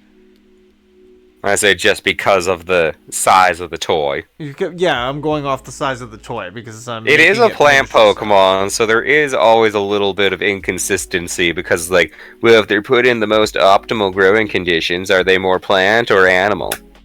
Ooh. So, of course. Because they can grow all big. GD5E. Yeah. Corpse Flower, let's see. I was gonna say, and Carnivine is, yeah, it is a mixed mash of various carnivorous plants. So Bleh. could- Most notably, the Venus flytrap with the mouth. Although realistically, it does bring to mind like several bug-eating plants, including, I can't remember what the name of it is, but I believe there is an actual like carnivorous vine in the jungles. Like they are covered in like the stuff that trap bugs. I believe. No, yeah, the corpse flower is one. I think it might actually be considered the largest. Because the corpse flower attracts flies by emitting the smell of dead flesh. Yeah, like it smells like rotting flesh to bring in insects. Yeah. I'm almost tempted just to use the corpse flower. I sent you the stat block on Discord there. And then just taking away the undead aspect. So, like, harvest the dead, grabs an unsecured dead humanoid within 10 feet, and stuffs the corpse into itself along with any equipment the corpse is wearing or carrying. The remains can be used with the corpse's trait. And when first encounter, a corpse flower contains the corpses of 1d6 plus 3 humanoids. A corpse flower can hold the remaining of up to 9 dead humanoids. These remains have a total cover against attacks and other effects outside the corpse flower. If the corpse flower dies, the corpses within it can be pulled free. The corpse flower digests 1 humanoid corpse in its body and instantly regains 11 2d10 hit points. Nothing of the digested body remains. Any equipment on the corpse is expelled from the corpse flower in its space. Corpse flower animates 1 dead humanoid in its body, turning it into a zombie. The zombie appears in an unoccupied space within 5 feet of the corpse flower and acts immediately after it. In the initiative order, the zombie acts as an ally of the corpse flower, but isn't under its control, and the flower's stench clings to it. See Stench's death trait. Wow, there's a lot of traits here. Stench death, each creature that starts its turn within 10 feet of the corpse flower. There's a lot to this plant. Yeah, exactly. Or one of its zombies must make a DC 14 Constitution saving throw unless the creature is a construct or undead. On a failed save, the creature is incapacitated until the end of the turn. Creatures that are immune to poison damage or the poisoned condition automatically succeed on the saving throw. On a successful save, the creature is immune to the stench of all corpse flowers for 24 hours. There we go. That was a lot of reading. So I think using the corpse flower would probably be the safest. You can just take away the corpses and the stench of death trait, or keep them. Just use this as a corpse flower. I'm probably going to do that in a campaign just cause. Why the fuck wouldn't you? Just bring out your corpse flower carnivine. Right? Just eating people. Messing them up.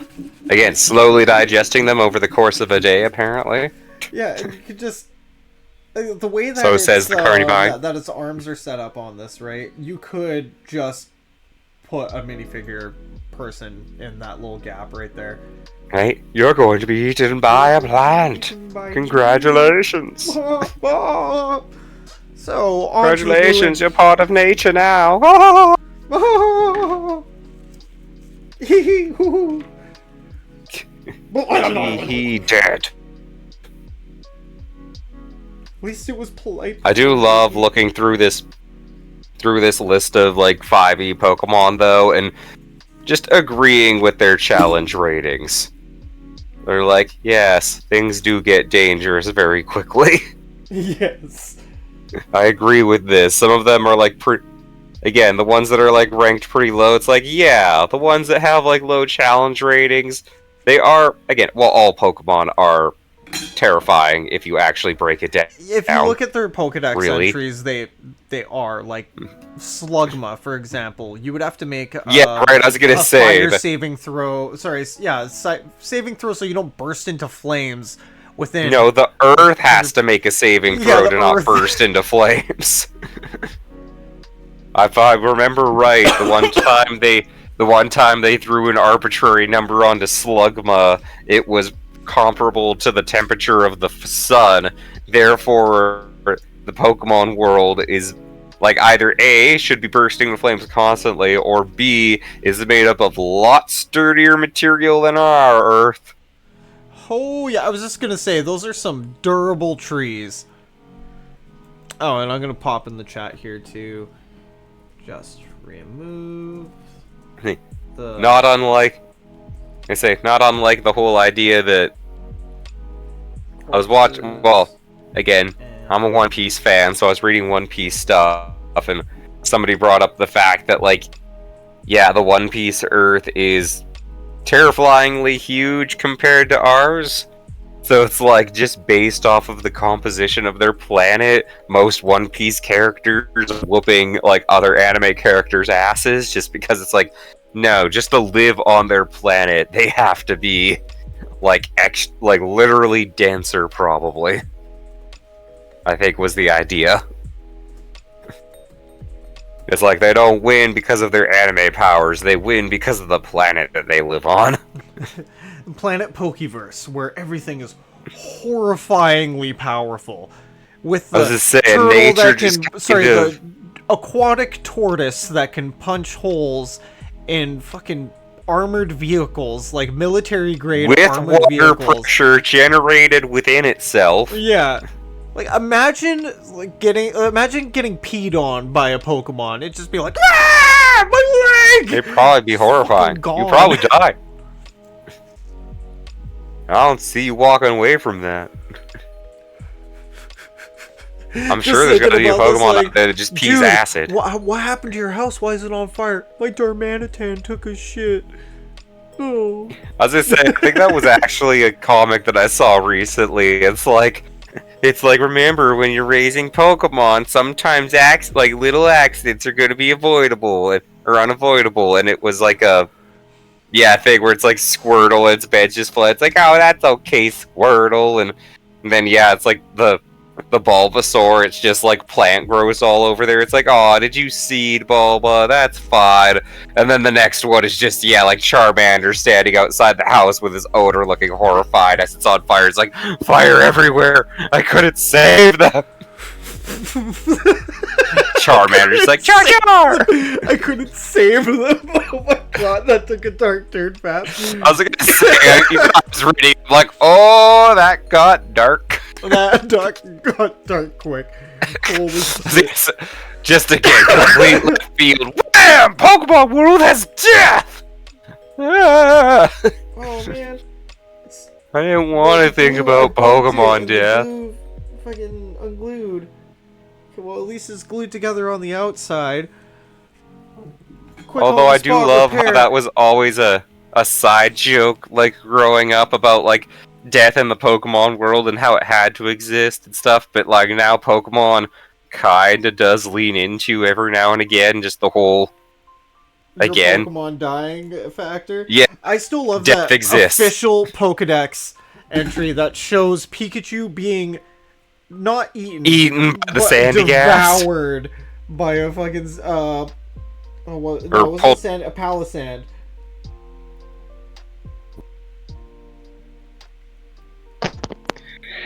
Right, and the fact that, like, the entry... Oh. What happened to your audio? Oh, I bumped the cable. Oh. Sure, into cables. I can make a coffee, because I'm not... You go make a coffee. How am I going to pin this on? There we go. But yeah, or the fact that, like, they just straight up say, like, for the Pilo Sand, how, like, there is just, like, countless bones underneath them. Like, if you go to Alohan beaches, they're probably more often than not just filled with corpses. Because of Palisand. Which is really terrifying, because that's just saying, yeah, Pokemon Hawaii is built on bones. It's built on the bones of the damned. Damn it. Built on the bones of those that thought that it was a good idea to go messing around with the sentient ghost castle. This is what happens when I spend lots of money on a thing. Something breaks. You glue them to bases? Well, no, Canada Post broke my Hero Oh, Forge goes on character. strike and keeps all your stuff? Yeah, you can, if you really slow down the short, because when I noticed that part of the scythe was missing, I was like, what the fuck? And it wasn't Hero Forge's fault. If this thing was any more, like, packaged and, padded than it was, it would have literally just been teleported to me, floating on the hands of fucking some crazy-ass wizard or something. This thing was in an air pocket, right? This was perfect air pocket, and somehow the handling from Canada Post, they ended up breaking this little tiny piece off of the back of the scythe, just this little tiny bit, right, coming off of the back of the hand. And I almost threw it out because I didn't notice it until I looked at the bottom of my snake character, and I realized that the scythe, like the back of the scythe, Yeah, that you're missing a piece. yeah, because I was like, oh, wait a minute, I asked for a scythe, not a comma, because you can get, like, ninja commas in their weaponry as well. Yeah, you can get, like, all sorts of weapons on there. Yeah. Oh, I love it. I remember I introduced you to it just for making an avatar for a D&D campaign that we were part of with Light Dark Ace, who was a guest not that long ago. Actually, no, that was at the beginning of summer now. Holy crap, time flies. Heck, my Discord emblem is still my D&D character, even though my D&D group is gone, and nobody else will freaking play with me. I'm upset with you people. I'm upset. You know who you are. If you're watching. They say they want to play, but do they want to play? Because I don't think they do. They have life going on. That just happened to me. What the hell, man? I died. I feel like that was uncalled for. It was uncalled for. You know what happened? While I was sanding my shit down there. You threw me into the table, that's what happened. Yeah, pissed me off. That's what happens when you make me mad. I'm not friends like that. Don't make me mad. Don't make me mad, I'll slap my camera into the table. Yeah, I'll slam my camera down with angst. It jittered me. Let's see if I can just fix that up a little bit. You and your sanding causing problems. There we go. Almost think I should have used the grind wheel for this. There we go. Convincing me, but the tripod has to be at such a specific height for doing this. I don't have a proper tripod for doing DIYs yet. I'm actually liking how this is working out. I might bug you on Sundays every now and then just to do the DIY with me. Period. Just having me hanging out, cutting into my precious cyberpunk time. So or whatever game I would be playing at that time. Or doing maybe dishwasher time. Yeah, dishwashing time. Gotta do the chores at some point. Or do you? And sometimes feed the animals. They appreciate it. No, they don't. No, they don't. You're right, they don't appreciate it. They just want more. They just ask for more, like I starve them. More. Even though by all accounts they never drop any weight, so I can't be starving them that bad. So, my friend, do you mind looking up Zekrom in that beautiful little Pokédex? Making me do stuff. Yeah. My God. Stuff. I hate you! Everybody hates me, that's why I'm dark and Again, just ask me to do something. Yeah, I hate you! You've always done this! Zekromius. I have Zekromius. I can post it, but I'm not sure if it's... If it's a huge size class, then I would say yes, but also you have to look at the moves that it has. So technically, I would just classify this as a huge lightning dragon, or a huge blue dragon. They say large in here, but I'm never sure how their size classes in comparison. Yeah, right. Because on here, at least on this little, like, really well done so far 5e conversion for Pokemon, it doesn't say. Yeah, it doesn't have like their Pokemon size. So hold on, as I post that, just nice and easy for reference, but then I can duck back into, let's say, Sarabe. So I'm pretty sure, just by all extensive purposes, he is just a blue dragon. A blue dragon? Yeah. Zekrom? Yeah. He's dragon, right? Sorry, no, he's dragon. He's a lightning type, right? Or an electric type? Yes. Yeah. Also, which, oh shoot, I think there's which could also make him a copper dragon, depending on your feelings. No, on your feelings. Are they attacking or are they defending? So here, I'm going to... I thought copper was poison. Or, you know what? I have to look that up now because I always get my copper and No. I know bronzes this is mixed a up. fact, actually. Hold on. Because I have to look into this for my character Galaderos, because he's a bronze... I was gonna say, yeah, Galley is... Because bronze is acid, copper is poison. Looking up copper dragons. Why don't you tell me breath weapons right off the bat? That's all I wanted to know. Okay, line of acid and slowed, but I'm sure I have lightning powers on my Baldur's Gate guy. And he's a metallic. He's a lightning metallic, so which one's a lightning metallic again? Is it platinum?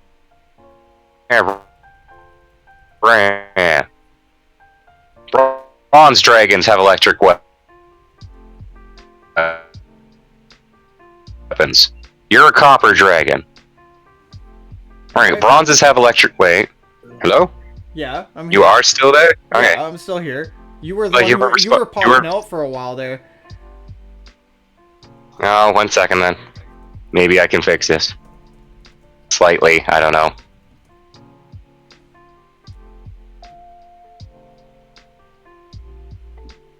More. Yeah, that's better.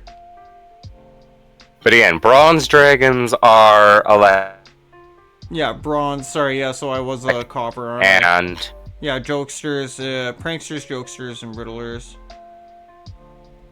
And what about brass dragons? I don't know that it said right off the bat. I think brass is the one with poison. Cone is sleeping gas. Mercury is makes him mentally unstable. Oh, it says a line of fire or a cone of sleep. Yeah, steel dragons. Steel dragons. Oh no, something's up with something's up with my overall internet. I can still talk to you, but the stream is lagging behind. Uh-oh. Oh no, Ziz. I think my internet doesn't want to last past 2 hours? That sounds wrong. Okay, so this is a large bronze dragon, or sorry, huge bronze dragon stats. Yeah, and I wanted to double check how big Zekrom is according to the mighty Pokédex. All hail the Pokédex.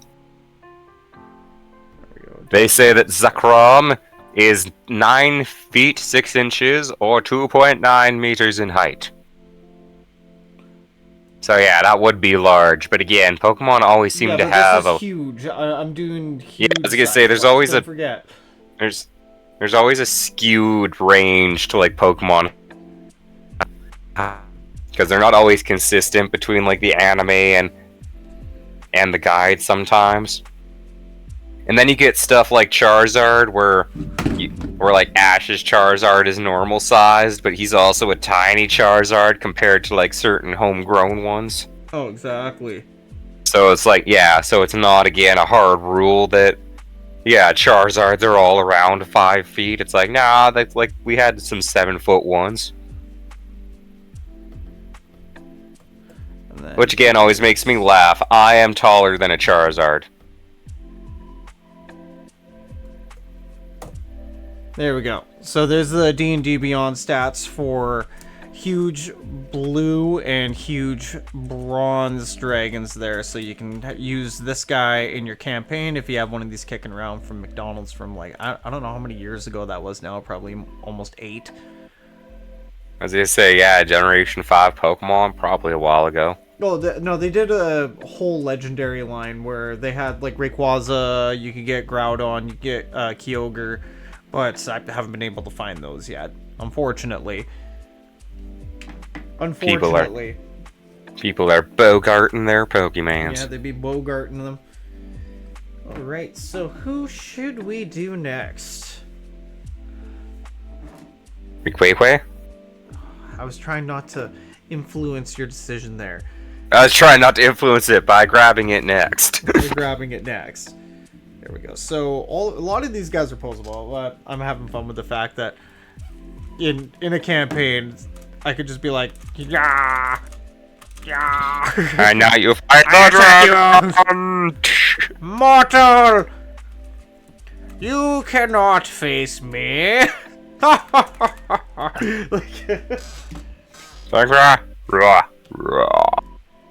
Practice puppeteering while I'm doing my D&D campaigns. Everybody would be so impressed. Now, my question for you, should I have it wrapping in like this? Or should I have the tail flicked out so he's like that? No, probably like that. Like this? Wait. Yeah, I don't think I'm getting the perspective on it right. He's kind of... Oh, no, I guess he's pretty good. How can I... He curls up like that.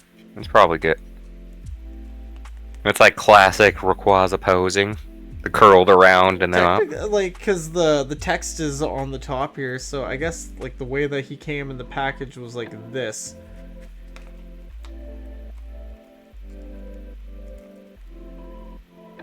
Oh, serpent dragon. Yeah, big serpent dragon. Who's actually based off of Ziz and Quetzalcoatl. In case of anybody needs to know. Spaceships. And, oh no, wait, a specific satellite. It's the first I say his head is all Spudniky. Sputnik, that's it, yeah, the Sputnik satellite. And then they incorporated the the fins of the same... As I say, and the fins on his body are like reminiscent of missiles. Old missile fins. Because it's Rayquaza. Because he's a rocket through the stratosphere. Because what exists in the upper levels of our space? Missiles. And Sputnik. And Sputnik. And Quetzalcoatl. And Ziz. So a lot of Pokemons are a mixture of like several different concepts. So yeah, there's getting into what they are in real life sometimes isn't so easy. Like Pikachu, for example, he's a mixture of a mouse and a rabbit and a squirrel. Just with the right, way because the ears are right. Because the ears are definitely rabbit based. Yeah, and especially with like old fat Pikachu. With like the bigger legs kind of thing to it, you could see chubby chew. Like the legs could be more bunny-esque, even though realistically most of the body is just like rodent feet, kind of like generic-ish rodent.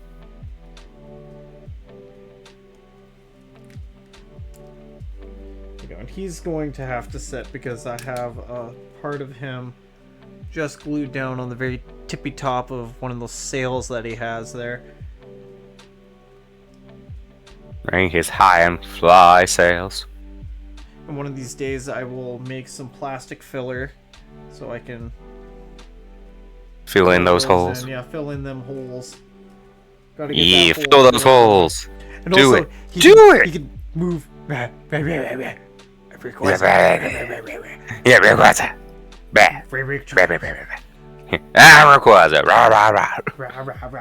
I'm going to eat you. I take care of the other two elemental forces. For all we know, Rayquaza is the only thing that stopped. The weather trio, that's what they were. If for all we know, Rayquaza is the only thing that stops the aliens from getting us. Probably start coming down to Earth, and then they see that, and they're like, "Oh fuck this!" And then Deoxys comes down all high and mighty with himself. He's like, "I'm Deoxys. I look like a human. I'm based off of DNA. Look at me. From space. I cause madness by being in the same vicinity as you." Also, yes, I think the official terminology for the weather trio is actually the super ancient Pokemon. Yeah, and they're based off of Behemoth, Leviathan, and Ziz. Yeah, those are like some real, like, primary ones for sure. And Kyogre is actually based off of a Japanese lore of a giant fish that causes tsunamis that lives under Japan. I can't remember the name. Right. Let's say I'm ripping through the one little things. Like Groudon is a mixture of a kaiju, and he's got some armadillo traits to him. Yeah, right. Yeah, but he's mainly He's just like got a big Reptar-esque kaiju. Yeah, right. I was gonna say, like, with those claws and the face and stuff, like, it does have a lot of, like, reference to, like, kind of burrowing creatures, like, again, being very land-based, but yeah, he's always presented as a kaiju, though. Yeah. Like, again, like, raging up out of the ground, bringing the magma with him. You know, this is the very conversation that actually made Flames of Valor technically leave our group. Yes, he got very upset over what was it? It was a beaver. Being a beaver. It's a beaver. Yeah, it's like he's not a beaver. I was gonna say, man. Like, if you end up watching this, I'm not dissing you or anything, but he's not a fucking beaver. What about the land expansion is beaver? Yeah, like, nowhere in there is beaver. We can't just make those he can just be assumptions. A burrowing creature. He can just be a creature with a burrowing tail. Yeah, like, they're based off of things in reality, yokai, reality. Like, they take roots from a ton of different things, right? Yeah, like again, there's very rarely is a doppelganger. Yeah, and very rarely is a Pokemon ever based off one thing. Yeah, they're usually based off of several things, like Klefki, right? Klefki is based... the reason why Klefki is a fairy type is because it's based off the concept of people blaming fairies for stealing their keys or other small precious... when you lose little things, you say the fairy took them. Yeah, and you know, honestly, they could take that one concept and spread it into like 10,000 different Pokemon, mainly. Yeah, like the Lost Marbles Pokemon. It causes madness within the vicinity. It causes madness. My marbles! I've lost my marbles! Again, I always like that. Lost these marbles. I haven't had my marbles for years. See, if I go, and where's the Kyogre thing? I want to click on Kyogre. Let me click on Kyogre! And right now I'm doing Reshiram. I remembered his name. Reshiram? I'm getting his wings glued on at the very least. Very stringy, gel-based Gorilla Glue. And everybody who watches my DIYs, they're probably gonna watch this and say it's always like that. You always have arguments with your Gorilla Glue, Dark. Just buy new Gorilla Glue. Gorilla Glue. It's expensive. I am not done using it until I am done using it. When that bottle's empty, I will buy more. Shit's expensive, and I have, like, again, just beating the whole dead horse of 2 kids. You can't afford much for yourself. I get these out of bags of toys of Barbies and stuff like that, and I'm like, cool, there's a Pokemon in with these Barbies. That'll be for Daddy. Haha. Yeah, that's for me. That's for me. And my daughter doesn't really understand what these ones are. Like, she likes Pokemon, but she doesn't like these ones. I ask her, I'm like, well, again, there's so much Pokemon now. Yeah, and she's just not interested in them. She's like, they're scary. So this would just be a red dragon or a gold dragon stat right here. Yeah, say with the huge size class. I will post those links into chat as soon as I get this one mounted down. That's not really like a lot of discovery for D&D 5 conversion. I was say, like, Reshiram and Zekrom were pretty much just like flat dragons too. Like they were very classic mythic dragons. But at the same time, it's really easy to pinpoint what to call it, right?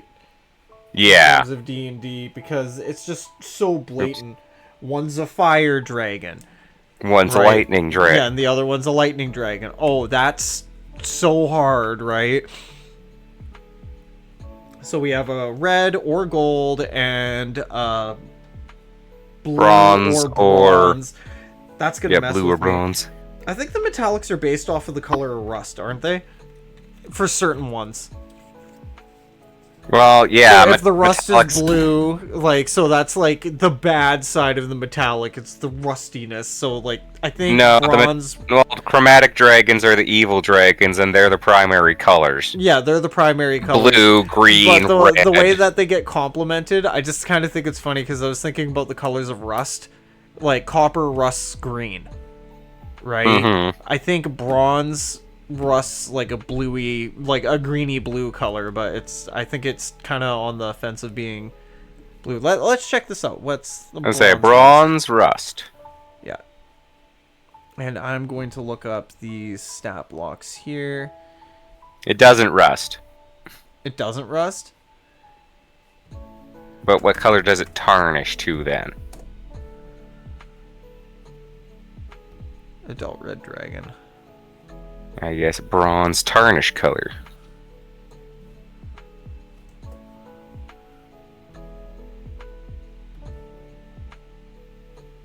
They say that green patina forms naturally on copper and bronze. So greeny blue, Yeah, greeny blue. depending. Depends on what mood it's in that day. Yeah, it depends on all the factors around it. Yeah. And yeah, Reshiram is pretty much just like an England dragon. As far as like a lot of people, well, as far as I've ever heard people kind of argue for is it. Black and white set in the States though? Yes. Although it also has to do with like a lot of European stuff, right? Because because like N is gonna be king, and them trying to like form kind of a royal family or in the region to rule everything. Interesting. Right, because like it is in America, but again, like one of the main thing of the bad guys, like outside of N's kind of being altruistic about actually trying to free Pokemon. But like, what's his face, his dad or whomever it is just trying to create. He's just trying to create like his own world where he's in control.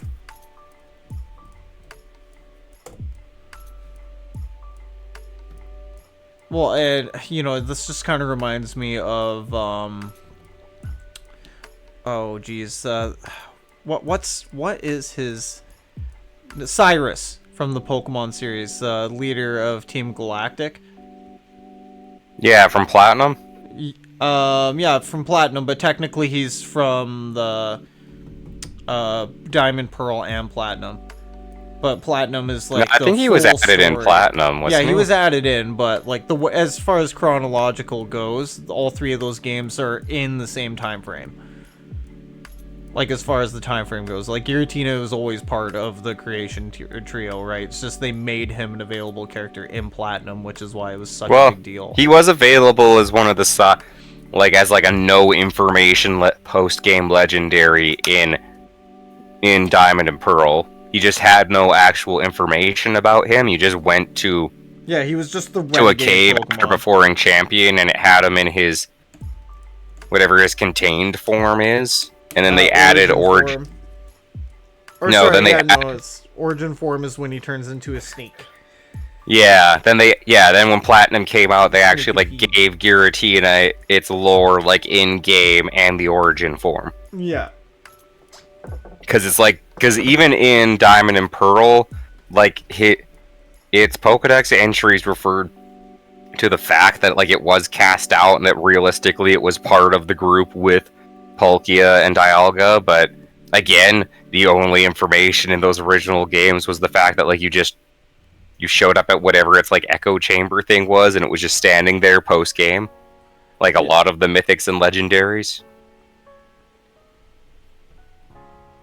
Just actually kind of confused here. I just realized the stream chat widget isn't showing up. No noses. Yeah. Also, I'm gonna have to ditch you for a second because I'm 3 coffees deep and it's starting to get a little panicky on my side. So I'll be right back. It's okay. I'm just gonna do a quick recap of everything that's Streamlab Elements overlay. Sorry, everybody. I'm just trying to fix this here at the same go. Like 3 hours in now.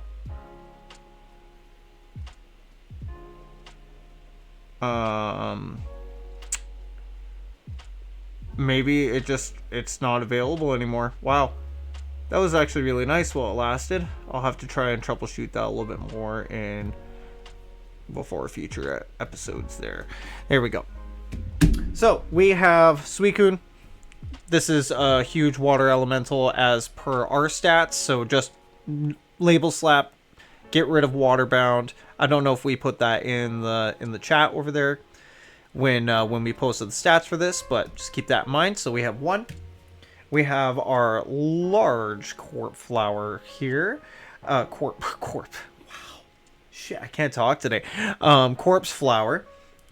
You can choose to use it as the corpse flower, the way that it works with stench of death and the ability corpses, or the feature corpses. You don't need to use that. You can axe those, and then you have a very good stat for Carnivine here, especially not just Carnivine from the show, because technically, yeah, he is tiny. Yo, good to have you back, man. Just gonna Straight it is. But in terms of the toys, use it as that for the toys. If you were just going to do the same shit as me and just glue these toys to bases and call it a day, right? It's finding stats, and that's where we are here to help you. And also just the inspiration. Like, yes, you can. If you were a full-grown adult and you're like, I want to buy the Pokemon, but I shouldn't because I'm a grown adult. Number 1, what's wrong with you? Just do it. You're an adult. You can buy the toy if you want. Whatever. Treat yourself, right? This also, I didn't have to buy straight up. He came in a bag of just assorted Pokemon. I think him, Rayquaza, and Rayquaza all came in the same bag. And then there was tons of other little Pokemon, but I gave those to my daughter because she likes the little minis and they're too big for our purpose here. So these 3 I got for like $4, and I got other toys with it too, like I just said. So that's super cheap. The bins, you can call it free or like 10 cents or whatever, because I upcycle. So if you really want to break it down and say, oh, well, hey, you had to buy that Mod Podge and that paint 4 years ago. Well, yeah, technically I spent money. So if you want to calculate it, it's like less than a cent. Especially with those recycled bins. Those are free. That's just you pay for in labor. Upcycling. Right? Upcycle, yo. Always upcycle, right? Don't always have to spend brand new money on shit. Yeah, you don't always have to do that.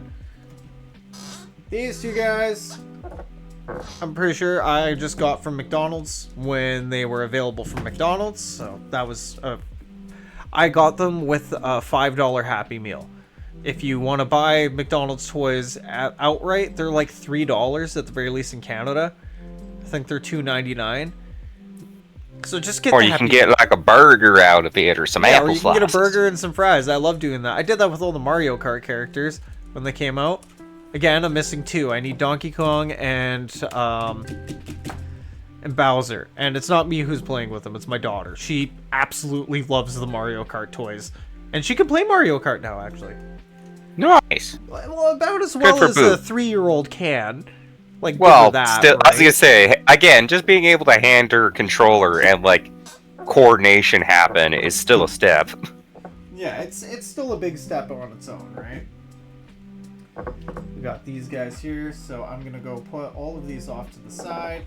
I got my big fat head in the way of the camera here. So we only have 4 left. Sorry, 5. Wow, math is not my strong suit. Who shall we do next, Plains? I wish I had a wheel that I could just spin and be like, we're doing this one! And moving on! Say, well, how many do we got left to do? Oh, all those are the ones left to do. It's finding you got a lot of gluing to do. It's finding the stats that gets a little cray-cray. That's why we can just use the 5e blocks. Well, It wouldn't be true DIY with Darkndorky. I'm just gonna pull that card. It wouldn't be a true DIY if it wasn't label slapping things that D&D already has. Because remember, we are basing the stats off of the size of the toy and the base. So these have to sit on a 3-inch base, therefore making them huge creatures. It's an army of giants.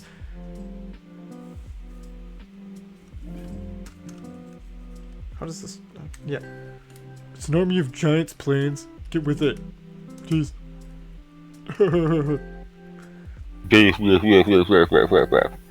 Yeah!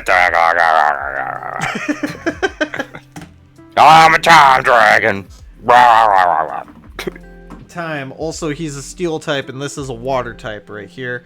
I don't know if there is any water dragons in D&D.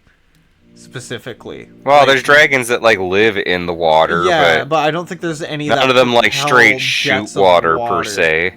Let's see.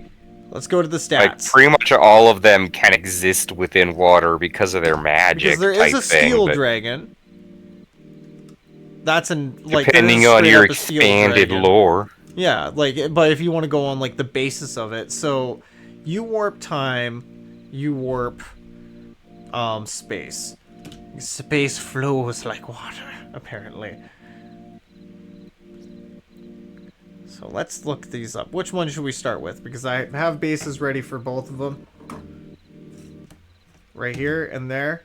Now it's just a matter of figuring out which one to do and how. Because I'm looking at the, moves that they can learn in this.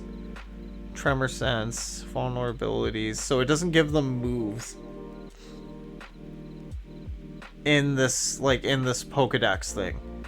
Like it says egg, and it's Giga Drain, Grass Whistle, Leech Seed, Magical Leaf, Rage Powder, Razor Leaf, Slam, Powder, Stun, Spore Synthesis, and Worry Seed. But the thing is, those are not applicable D&D moves.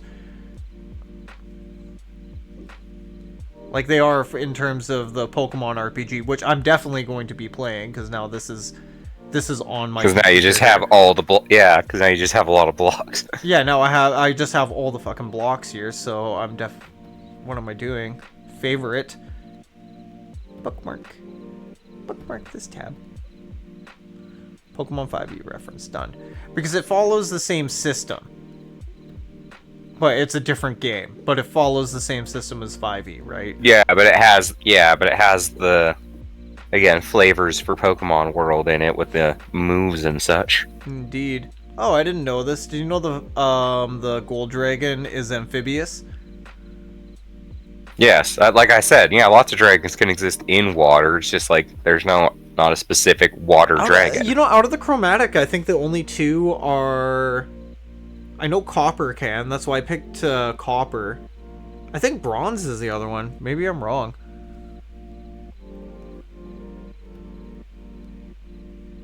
I think it's Bronze. I Bronze. can't remember. One of them exists on the beach. Yeah, because Copper Dragons usually hang out in, like, dry, arid areas. Anyways, we're digressing there. So, Steel Dragon. Let's see what the Steel Dragon is. Just gonna go back. Because we can just go quick and dirty and look up the Steel Dragon, D&D 5e stats, and then there will be something somewhere. Yeah, Adult Steel Dragon and D&D Wiki.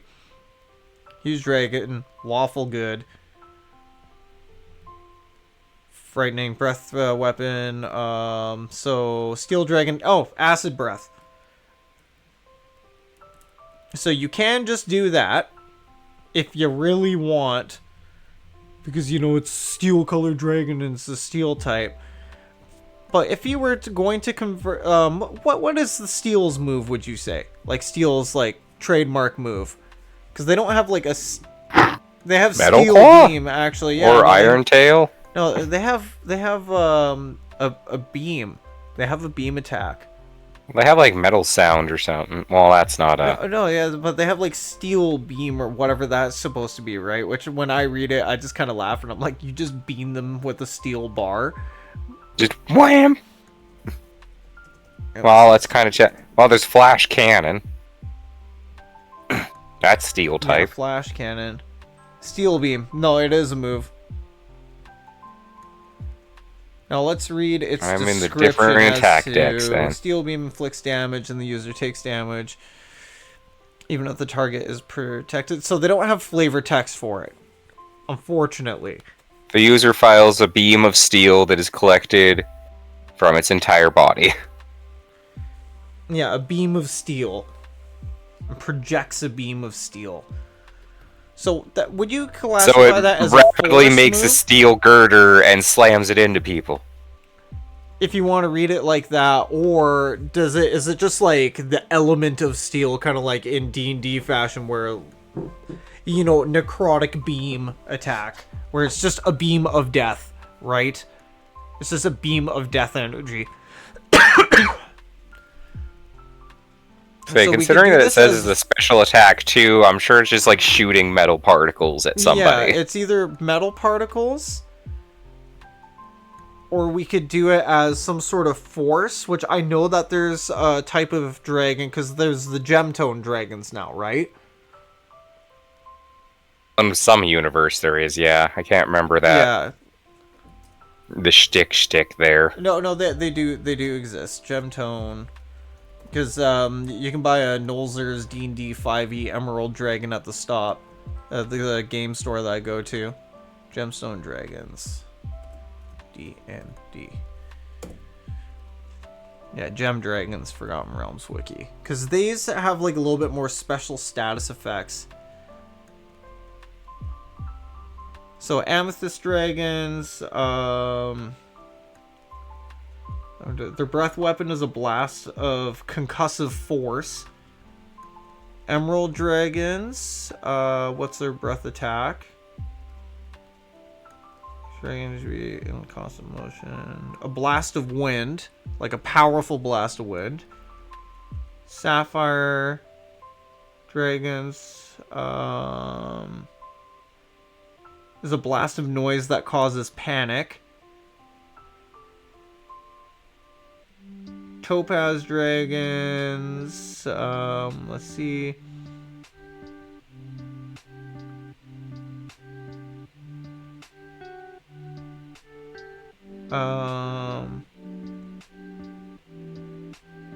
Wow, this one doesn't even say. Crystal Dragons, Friendly Curious.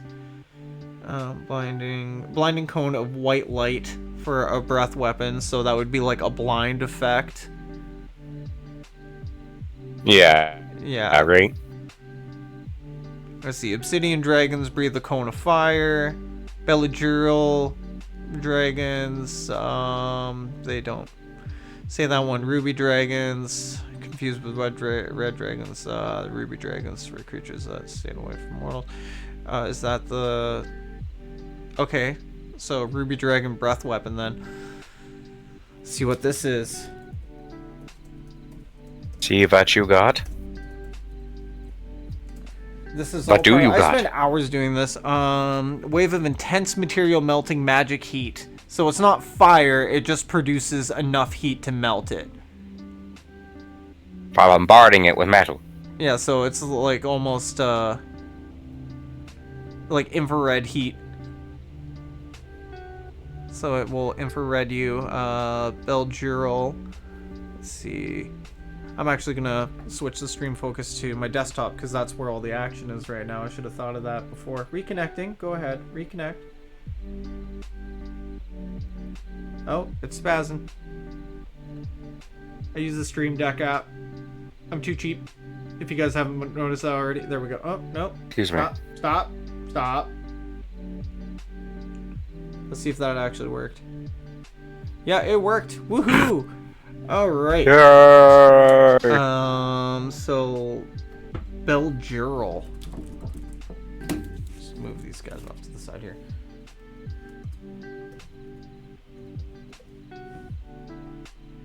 Dragon breath weapon. A silent cold blast of energy that's discharged as a bolt of green, violet, or blue light that crackled and flashed. So it just absorbs heat. So it just makes absorbs you cold. and blasts out heat. Yeah, it doesn't do like ice damage in the traditional sense. It just makes you cold. Let's see. What was that other one that I'm curious about? We could do it as a crystal dragon, technically. Because that'd be like a flash cannon, but then again, no, because that's more of a flashbang. Sapphire dragons, that one makes panic. I think Amethyst Dragon would probably be the safest one to go with for this. Probably work. Yeah, because it produces a concussive blast, and I'm assuming that's... Because it would be bludgeoning damage, right? Or thunder damage, one of the two. Huge... Amethyst... Dragon... So much research. There we go. Adult Amethyst Dragon.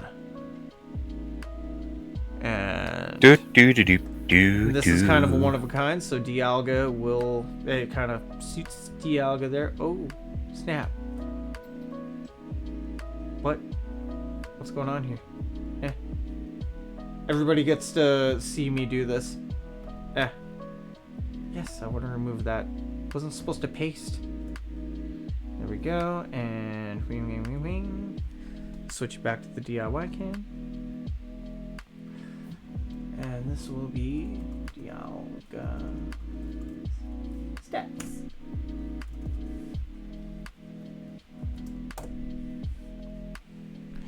There we go. Now let's glue him down. Yeah, now we gluing part. Now that the research, now that the nerd shit's over, let's get to the fun thing. And would you like to look into Palkia in the meantime and see if there is a dragon that produces a cone weapon of water? I already told you that. There's no... Like, there's not. There's no water dragon. Well, let's see if we can find something on a homebrew. That's how I ended up with the muck stats. That my Halloween DIY. That's where I did muck. The D&D wiki has like the one that I use and post a lot of links from has a lot of homebrew content on it, but it's kind of nice because it just expands. I have found an elemental water dragon. Oh, you found it? Yes. So an adult elemental water dragon. No, it's just elemental water. Elemental water dragon. Copy. Give me a second.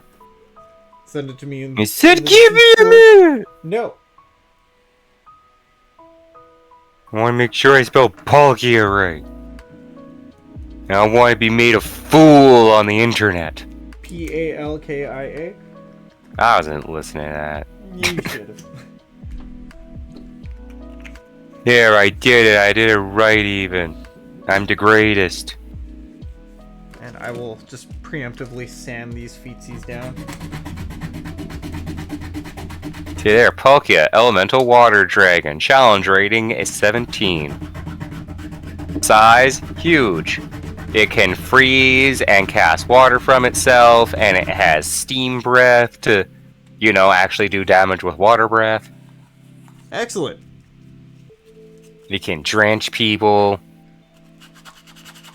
And as far as theme goes, it controls space. I was gonna say, but also space! Which I never really got as a kid. Like, I get that there's water vapor, I guess, like, floating around in space, but, like, I never really did get why Dialga got to be a freaking steel dragon roaring at time, and then you had Palkia, whose claws can rip through the fabric of space and reality, but it's water. Well, because water's that powerful. Sorry, I like water stuff.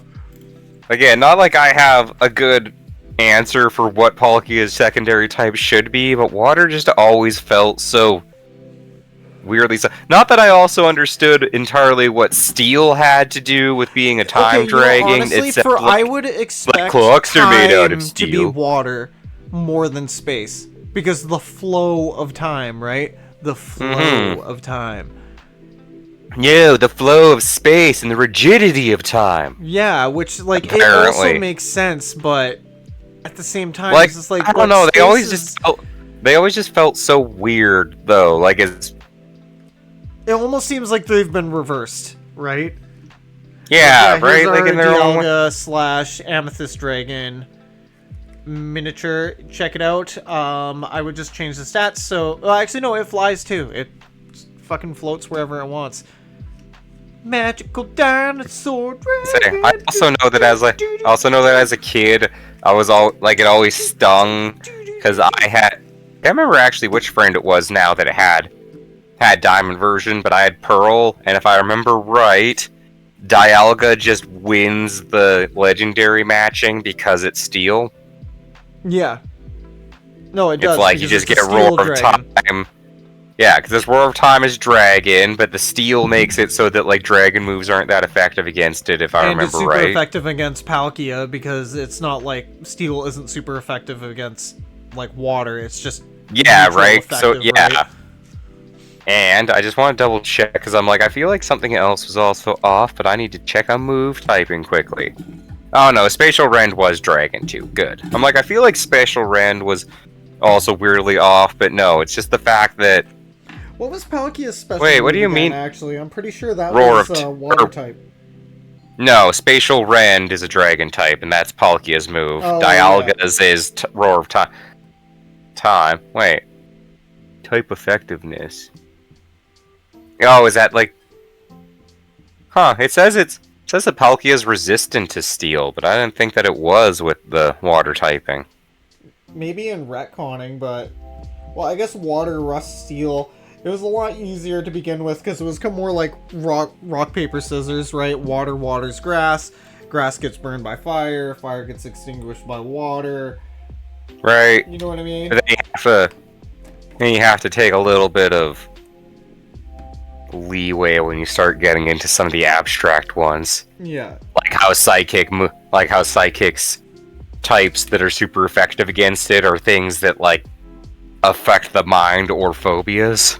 Yeah, exactly. Like bugs are super effective against psychic. It's like probably because of like insects and the fear stuff of are one of like insects. the most common and phobias. I also I was reading somewhere it's also because of the hive mind. Oh Imagine yeah, I trying can't to get read in the something's yeah, I mind can't and you get hear in the like mind 10,000 of a bug voices, kind of right? thing. Yeah. It's because it's a bug. The bug. It is the bug. Here we have the bug. It's the bug. Look at it crawl with no thought in its head. So, you know, I guess we might as well just finish up the dragons. We have... You're a dragon. Which is pretty much just a flying dragon. I don't know Ooh, what kind of Latios? attacks they have or anything like that. Latias is a plane. It's a jet plane. Yeah, it's a jet flying plane, through the same with sky. Latios, but like, what monster in the D&D algorithm, whatever you want to call it, would you use for this little guy with the wheelies? I would, off the top of my head, start with an ancient fairy dragon. Ancient fairy dragon. They're not powerful enough on their own, but like they're mischievous, they have like fun personalities. They can like change their forms, I think, slightly. And they do age like they do have ages like dragons, if I remember. Fairy dragon. I want to look it up quickly so without fairy actually like dragon breaking out my. older is still a tiny dragon. Is it though? Yeah, I thought they got just looked bigger at as they went fairy on. dragon older. That's how they have it on D&D Beyond at the very least. Oh no, it's the colors that change as they get older. That's what I was remembering. Okay. Okay. Because I know a fairy dragon isn't powerful enough, but like Latias is also smaller than average and also very tuned into the emotion, like tuned into Yeah, because emotions. it's a psychic dragon, right? Yeah. Yeah. As they say, 2 seconds, please. I'm sure it is, but now I want to make sure. So I'm like, I'm literally just looking up dragon fast psychic. dragon right now. Here, I'm gonna turn this. Because I'm like, I know like her whole, like the whole shtick with Latios and Latias is their emotional connections. Yeah, see. it communicates using telepathy. Its body is covered in down that refracts light and makes it invisible. Well, here, Its let's... body is covered with down that can reflect light and in such a way that it becomes invisible. Latias is highly sensitive to the emotions of people. If it senses any hostility, this Pokemon ruffles its feathers all over its body and cries cheerily to intimidate its foe. So yeah, it's a psychic emotion dragon, and emotion dragons to me always bring to mind fairy dragons. Exhales. But I also believe that just psychotropic because their gases. breath weapon can literally affect like your behavior. Ah, psychic damage. There we go. Change shape. You can change shape. And then legendary. That and when they get to like be ancient dragons, they actually get like access to polymorph, so they can change, which is also like a very Latias thing. And this is on... Considering that, remember, Latias was the first girl that Ash ever truly loved. Kind of like Mr. Mime was the only man that his mom truly loved. Oh, son. Oh, man. So it runs in the family. Good to know. Hey, don't forget that Diamond and Pearl established the lore that in the ancient past, people used to marry Pokemon. Yep. Like, probably... Pokemon World's open to a lot more things than you think it's gonna. Okay, so let me just pop this into here. So this is going to be huge. I'd say, like, again, I know that realistically the fairy dragons start off as too low of a challenge rating, but most of what a fairy dragon is in D&D terms does correlate very well to a Latias. They have superior invisibility, so like they can use their feathers to become invisible. They have limited telepathy, which you can just upgrade into like more telepathy. Their magic resistance could be like construed as psychic resistance because they're psychic. Which one are you looking into? Are you looking into the deep dragon? No, fairy dragons. I said. Here, Like except for the fact that their challenge is too low, every one of their abilities does actually correspond to Latias. Can you pop that in the chat as well? Because I put the deep dragon in, but I would like the dragon stat that specifically you have. Paste Trust me, that this helps and me then too, type 'cause when I in. use this stuff, I'm gonna look like a total idiot. Okay? You are. And glue you down. Because you do I'm gonna have get to some do cotton a little bit of batting so I working can on the fairy do these dragon, because they start off as tiny in challenge 2. But if you just upgrade their size and a couple of like their moves to make them, like say even just like a challenge rating up to 6 or 7, like not trying to get like crazy for the Pokemon per se. I'm actually gonna. But again, it has invisibility, which again is something specific for Latias. That has the telepathy. Its little like fairy dragon breath weapon can actually like affect emotions,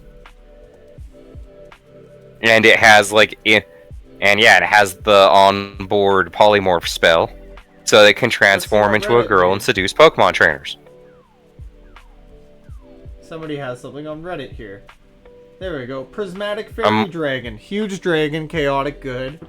Fate telepathy, innate spellcasting, legendary resistance. So yeah, a fairy dragon just pumped up to the nth degree. There we go. Here we go. And I'm just going to post that into our chat now. There. Excellent. Yeah, So do with that as you will. So you can use the Deep Dragon if you want, because that's more of like an evil one. So if you want to do like a corrupted form or something like that. And I'll just put... Corrupted Latias. Also Latias. Too long has Latias listened to your bullshit. LOL. And now, she rages. She rages. Well, maybe she. I think... Oh, no, wait, they are 100% for you. I'm like, I can't remember if that was one of those things where they were genderless in some of the games, and then they made the movie where they very obviously, like, gendered Latias to being a female. Yeah, I want to look at that now. Because Ash needs a love interest, right? And then also like I said, Latias is the first. It's got like I said, Latias is the first girl that Ash ever loved. So here we go. Ash's girlfriend. You know, I'm thinking I'll do a different episode where I just jazz up these bases here, because this could use some cotton batting just to make it look like clouds and whatnot. Yeah, just to make it look like it's I have a lot of inspiration the going sky. on these guys here. These two, I'm probably just going to, like, I'll put some stars on the base here, so he's like floating in the ether space, and then him, I'll probably just put some like floating rocks and whatnot here. Again, I don't have that much time left on the stream here, so we gotta get cruising. Yeah, cruising get away. win. And we're only Crack on a our whip. last two, anyways. Skadoosh, skadoosh. We got these two guys. The whip. Whip-a-cha. Well, bam. I said, I smacked the wrong one. Yeah, the genies. Thunder! Thunder! That name's what Thunder and Tornadoes. So, I could use these white ones. I have these little white plastic stir sticks, I think? Or they're like little tiny itty-bitty straws, but they're really thick. That's what I like about So these. they could still hover your... So they could still hover your cloud genies. Yeah, they could still hover my cloud genies. I'm probably going to use 3 sections each on these guys. Oh, hey, look, it says when it was made. 2018. 6 years ago. These are 6-year-old toys. And I'm gonna be honest right off the bat, I would probably start again, of course, with genie stat blocks for the genies. Yeah, start with genie stat blocks, amp them up to giant I size say class, probably because huge, and you'd right? probably just start with like actual genies, like the wind genes. You could even do even do a cloud giant for one of these guys. I'm pretty sure they are huge size class, aren't they? Yes. And I don't Although know whether Tornadus is usually, I think, human-sized. Within within actual Pokemon. Reason. Yeah, within actual Pokemon. But we're going within Darkndorky special. I'm using this toy for D&D. So let's see if I want to see if Cloud Giants can fly, and if you want to check out the other half of it. Cloud Giants themselves do not actually fly, but they live on floating cloud structures. Like, they can cast fly on themselves, but it's not an innate... Like, it's not a biological ability of a Cloud Giant to fly, but they usually have innate spell casting that... And then they usually have, like, choose flying as part of their spell casting, right? Indeed. Okay, so let's see what else we could use for that. We could just use a wind elemental. Huge wind elemental. I say that would also work. Of course, of course. I say just making sure this one's all good.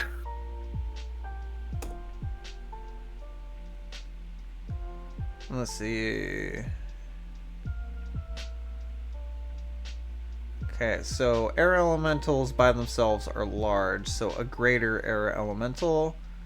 SRD, huge elemental, neutral. Black Friday sale. Okay, don't show this again. And desktop on. Stop trying to do things. Here we go. I think this damage resistance is lightning, thunder, bludgeoning, piercing, slashing, and non-magical attacks. And thunderous is the electric flying, right? Should be. What's Tornadus then? I think Tornadus is just a flat flying. Yeah, Tornadus is just flat flying. Just flat flying. Okay, so this works. And then, then Thunderous is an electric flying. Okay, so that was easy. So we found Tornadus, like, right away here. I don't know whether or not that did the thing. Yeah, no, it did the thing. Good. So we have Tornadus. I'm a tornado. Woo. There you go. He's a giant tornado. And I'm excited for the fact that I can shoot a little disc set my players. Where? Because I just homebrew rule, whatever this hits, gets hit. Just flat out. Whoever hits is hit. No Accept saving it. throws. You got hit. If you get knocked over, you're prone. Yeah, wham! Ah! So let's find a good height. I think that, yeah, about 1.5 inches. 2 inches maybe. And I want to make sure that's nice and flat. Woo! It flew away. He's gone. There we go. Tornadus just blows everything's away, while Thunderous just leaves countless charred remains in its wake, it says in the original Pokedex entries. It's like Tornadus moves around, causing such winds that it can blow houses away / everything away. And Tornadus is just, and Thunderous just says, let me read this. Countless charred remains mar the landscape of places through which Thunderous has passed. Excellent. So it might be safe to say that he is a huge lightning elemental, isn't he? Yeah, I was gonna say, Thunderous, has very little chill, by the sounds of it. Zero chill. Just runs around, zapping everything. It's like, Zap you. whee! Zap you. Also, it learns Hammer Arm, so Thunderous isn't against just, like, flying up to you and punching you in the face. It's kind of horrifying. Wow, same with Tornadus.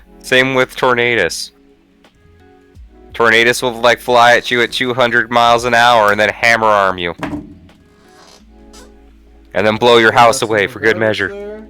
And I need to cut into the next one.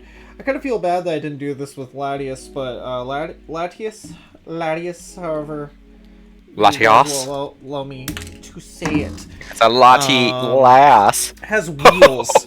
So Laugh with me. Ash fucking pulled it.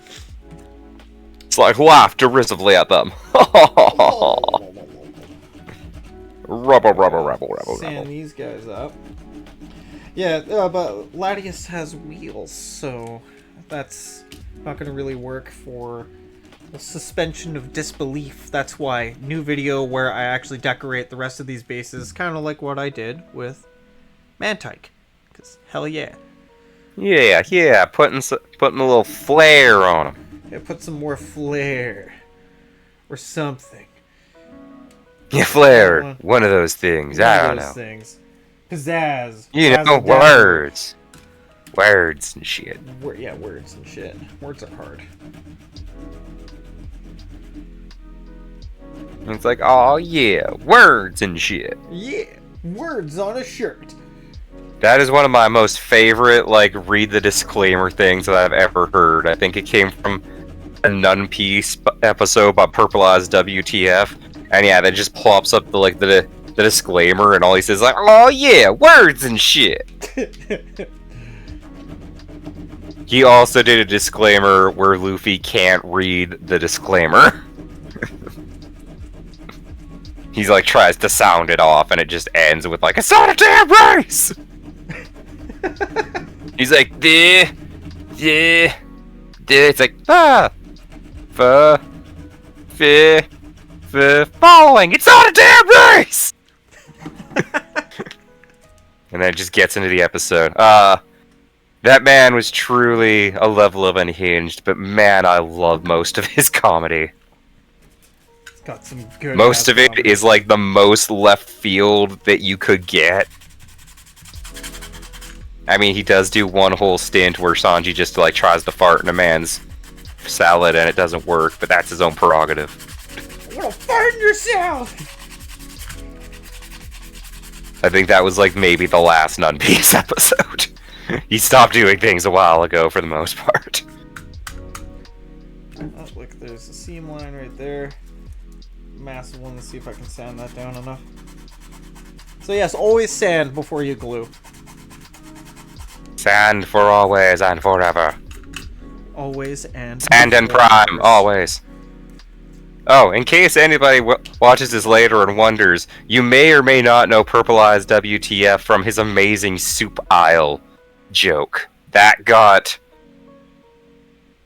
used like everywhere for a little bit. Like, where are you? I'm in the soup aisle. It's like, why are you there? I don't know. Wait, did I get rid of Purple Eyes? Oh. What happened to Purple Eyes? There we go. I just remembered I'm going to be covering this up with cloud, so I'm going to plug my hot glue gun back in for this as well, just to help the Oh no. super glue along there. At some point while I wasn't paying attention, they got rid of purple eyes. Maybe he said something offensive. Oh, definitely. He has definitely said more than one thing that is offensive to somebody at some point. Just one of them guys, eh? Well, I'm sure somebody's been offended by his stuff. Again, like I said, he had one drawn out joke where Sanji just like doesn't fart in a guy's salad, but tries. Just really wants to fart in that salad. He's trying to make a point. He's just not doing it right. He's just not doing it right. It's not getting around to it. It's just not happening properly. Ah!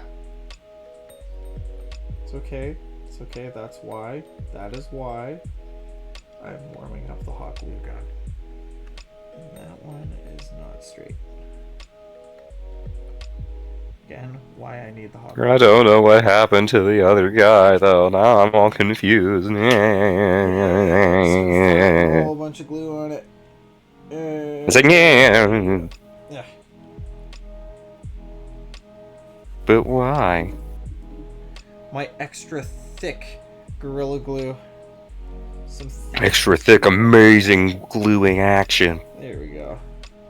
Triple, quadruple. All over everything.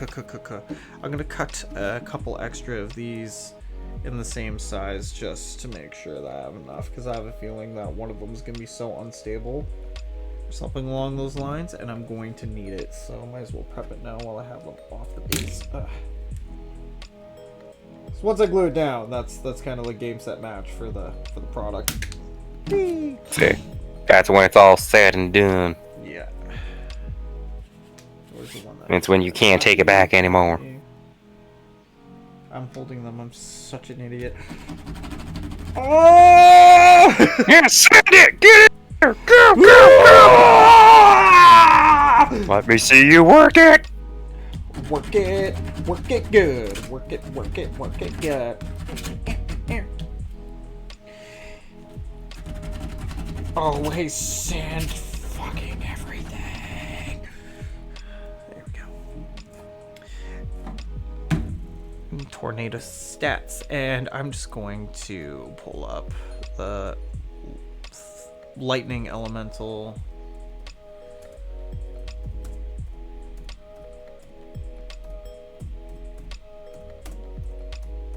Doing this with one I'm hand just here. doing a little song, and I'm gonna go blue doop ba doop ba doop.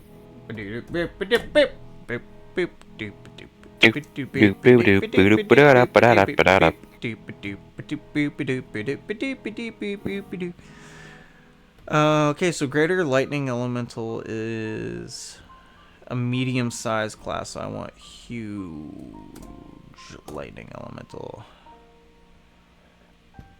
Yeah, what else you got going on, huh? Huge one. I want the huge. Huh? I want it to be like so big, man. Like so big, man. So big. Huge lightning elemental. There we go. Pathfinder. Your stats work with 5e. Feats dodge, flyby attack, improvised initiative, iron will, mobility, weapon finesse, sparkly, mental mastery. Interesting. But where's its attacks? Speed, special attacks. Let's see. Oh, cool. These are attacks. Maybe that one's not good. Yep, this is part of it. There we go. Oh, look at this. Lightning elemental, huge. Black Friday deals. Don't show this again. Huge lightning elemental. There we go. Dodge, fly. This is the same thing.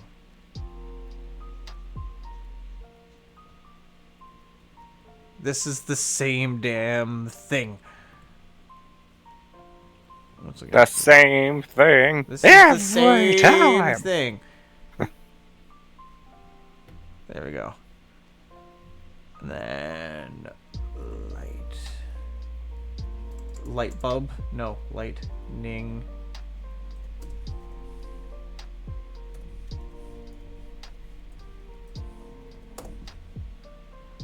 Lightning elemental, 5e creature.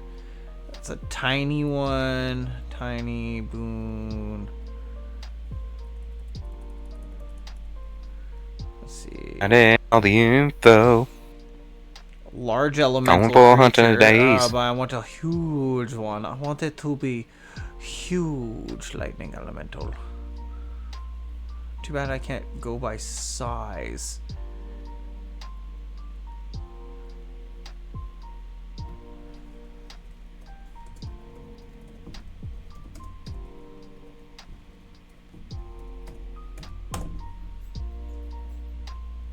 Thunder elemental. No, that's...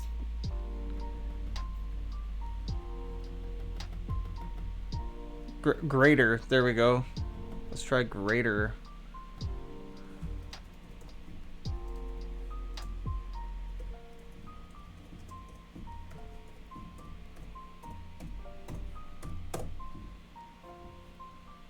Persona user. 5e class. Persona.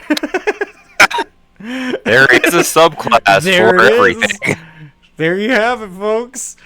Oh, To say, okay, it's a let's try subsection. greater. If it exists, there is a 5e table for it. For 5e Somewhere. stats.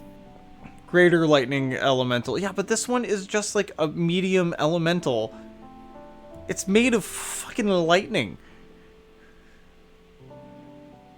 And this apparently is just a link to some more like Pathfinder, which I'm getting to the point where I might just pass that.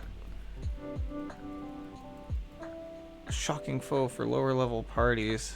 No, that's just a... like the joke in there though. Greater lightning elemental. Oh no, flat-footed. Okay, so this is Pathfinder. Yeah, right Here's there. me. Pathfinder again. Elemental lightning. Oh. Elemental lightning. As opposed to Greater artificial lightning lightning. elemental has the following changes. Look at that. And graders are huge. Lesser lightning elemental sizes. No two lightning elementals are alike, but the different strengths. Cool. So I'm going to copy this. Sure, you'll find it. Yeah, I found the way to convert it. So I'm going to put this in for Thunderous. Here we go.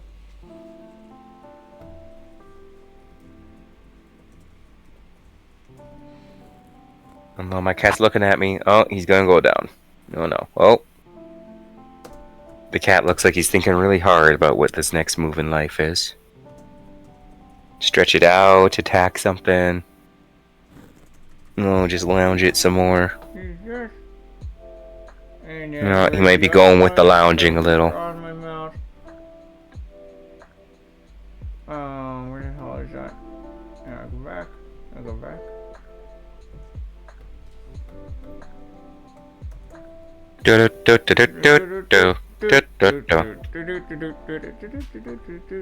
Click the thing! With this. Perfect. It's perfect. Yes, perfect. Yeah, this one's still a little concerning. I'm going to have to use hot glue on this anyways when I put the cotton batting around the bottom. Because these are nice big elementals, so I can actually do some cool stuff with these, right? You would think so. You would hope so? Oh, I definitely hope so. There we go.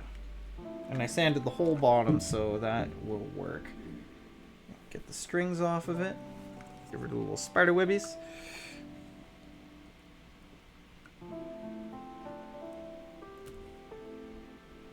Yeah, I'd say that is actually sturdy enough.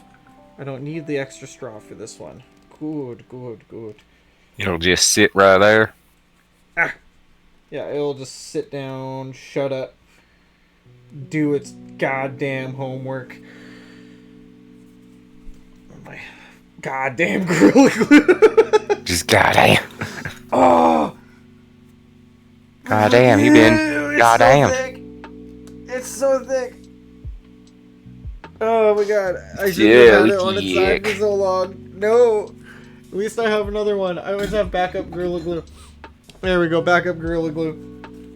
Also starting to hit that point. This is the one that just decided to sploosh out of the fucking container. Oh yeah, look at that. Say, it is sitting a long time trying to use that glue today. Oh, just in general, man. I've used this glue for like, I think almost every single one of my DIYs has been done using these two glues. So it is definitely time. Dorky asked Santa for some new glue this season. There we go. Excuse me. Jeez. Yeah. I got those and excellent. Excellent. Excellent. Let's see if it. Oh, it's sticking. Yeah. Hell yeah! Look at that.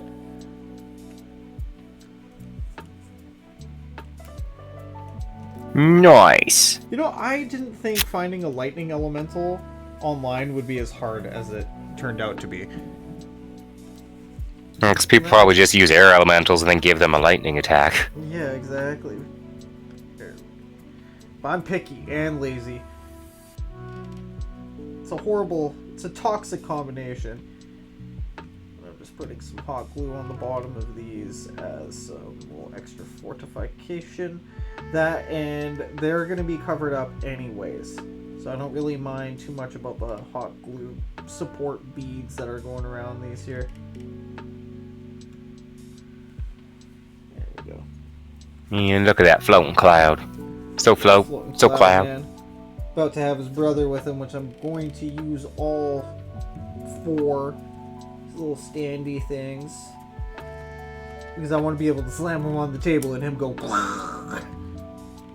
with that little piece of loose metal that they have inside of it. Oh, such a booming noise.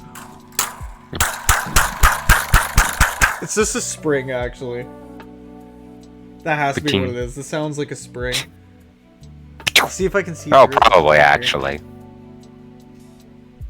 Oh, yeah, no, it totally is. It's a spring with a little weight on it. There we go. And Tornadus is almost done.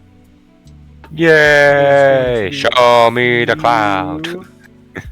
Actually, yeah, no, I'm going to be doing it with all these guys. The cloud. You get a cloud, Rayquaza. You get a cloud. Those two guys. So these are the ones that I'm going to be decking out right here. I'll just move my camera over so you can see it.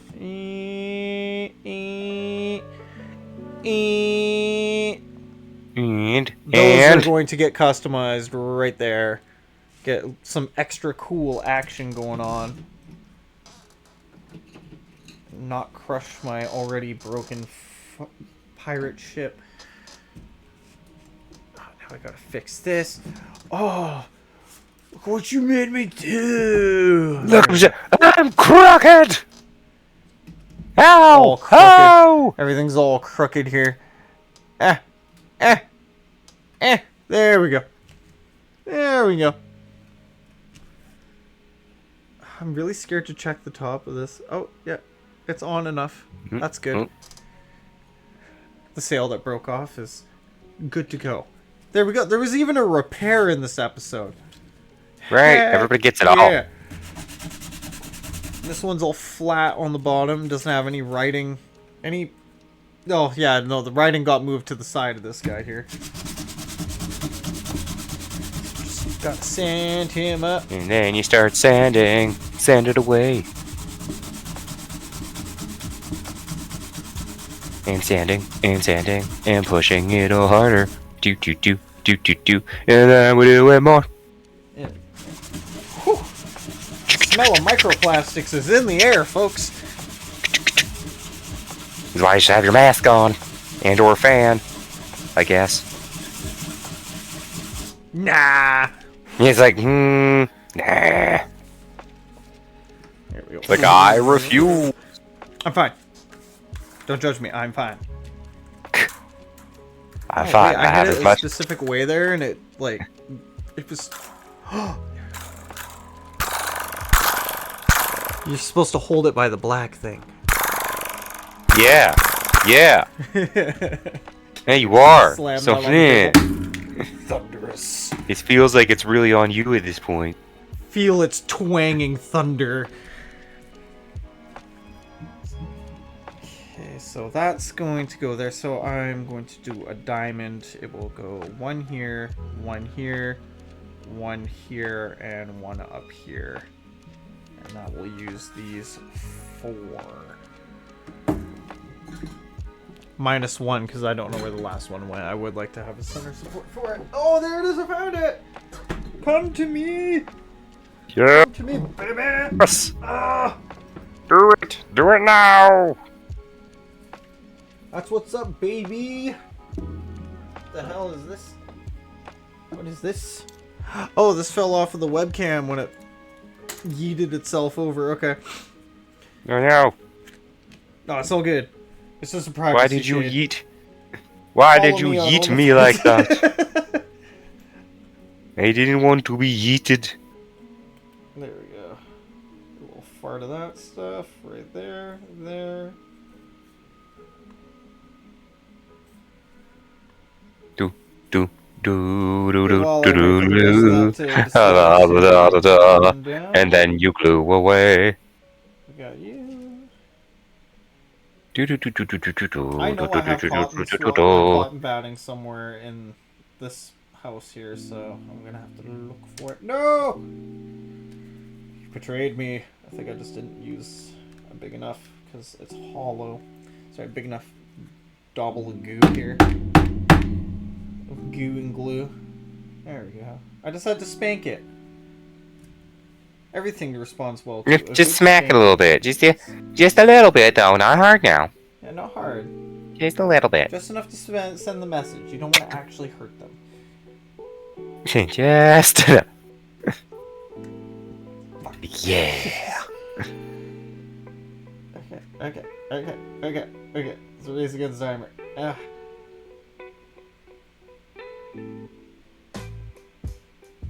Do do do do do, and then you keep on gluing. You glue the things onto the base, then you glue the base onto the base.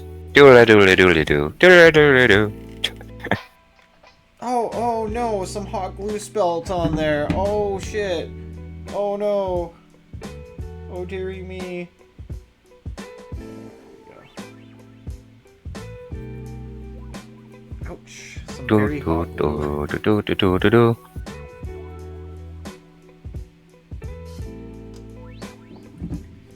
I gotta be careful with the hot glue because I don't want it to run into these little grated holes here and make the spring not work anymore.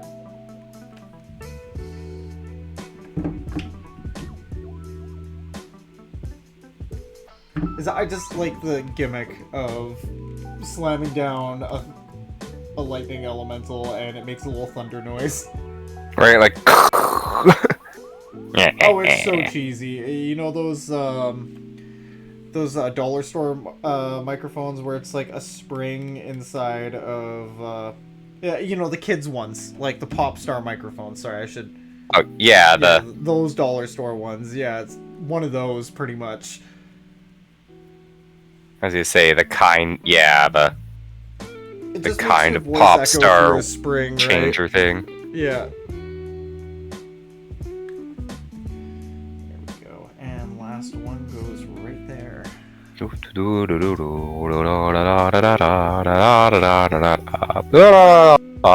And that will be January's DIY right there. And I keep on singing, I sing the song forever. Forever? But one day I will stop.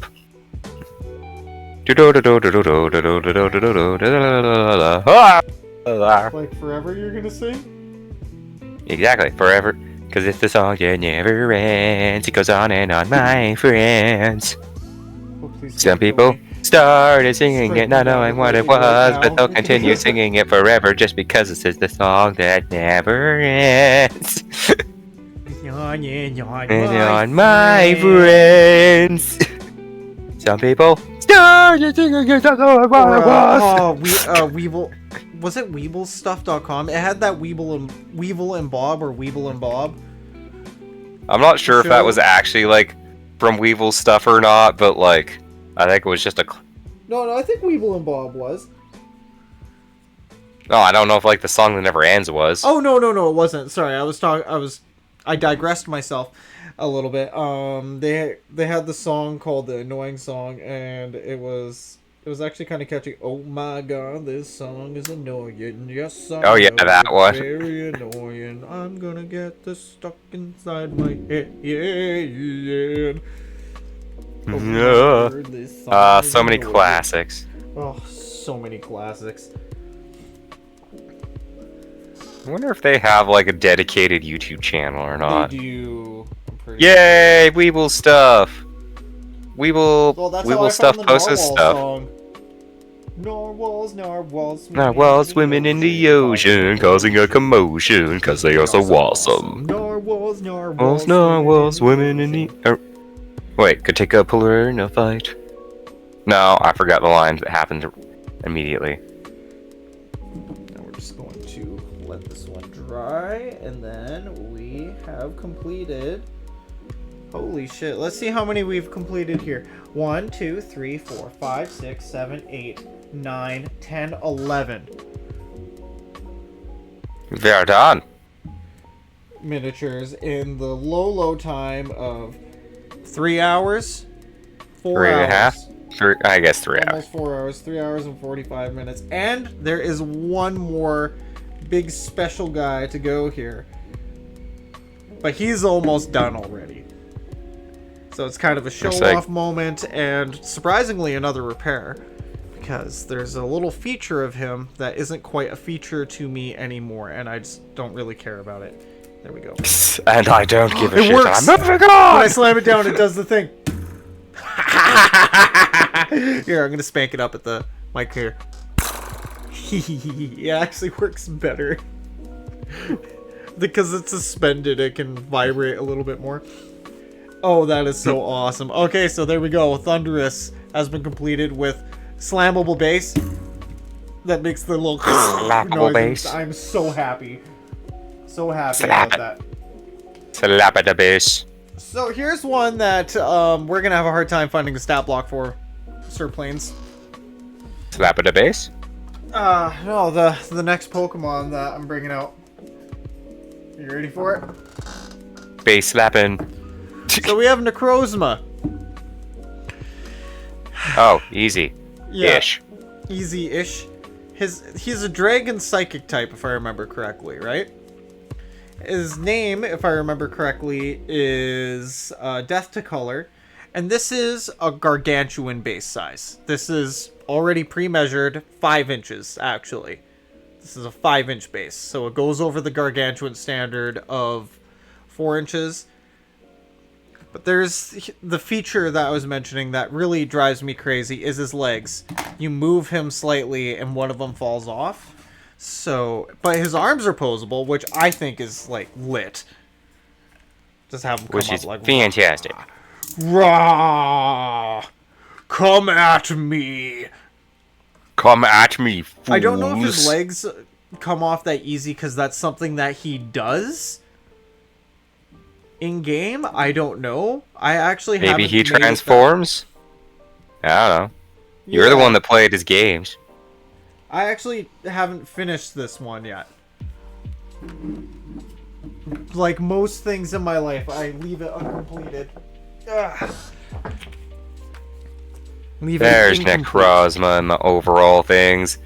Necrozma is usually a psychic, but can become a psychic steel or a psychic ghost depending on when they like form with what you call it, Solgaleo, or yeah, Lunia or Lunala. Lunala. Or it can also become Ultra Burst, but and become a psychic dragon when it's like all the light coming out type thing. So this is just base Necrozma then. Say base Necrozma is just a psychic. Okay.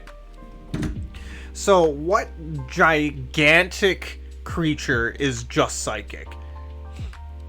Hold on, I have a thing that may or may not work. Are you thinking about the Astral Devourer? No, I'm thinking about the Nightwalker.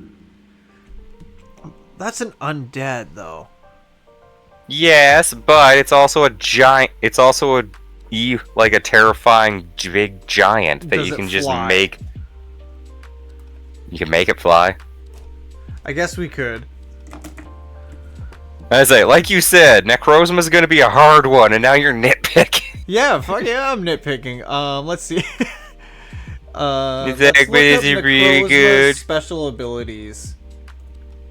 Then again, I don't know much about Necrozma. I just saw like big chaotic, Necrozma's like special undead move. giant thing.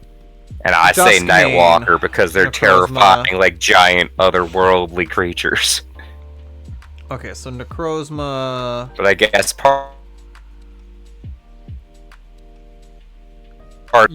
You clipped out there for a second. Duskmane special effects. Let's see what its attack is. I don't really care about its forms. If I had models for its forms, I would totally do that. But I would want all of the forms, right? it Reminiscent seems like of the Ultra Necrozma's Beast's whole life thing form is currently shooting sleep light underground. and space. Ish. Light is a source of its energy. If it isn't devouring light, impurities build up in and on it, and Necrozma darkens and stops moving. If it looks somehow pained, it rages around in search of light, which it serves as its energy. So we need something that absorbs light. Which, yes, your Shadow Walker does have that kind of effect, doesn't he? Oh, it could. Not sure if. Well, he just radiates necrotic energy in the description of them, but like, yeah, but you see how like I kind of got to that point. It's a big hungering, like, hollow Devourer. giant type thing, so it would be like kind of easy to just reflavor a bunch of the Nightwalker to just be again centered on consuming Interesting. light than consuming life. Here, so a light devourer might actually...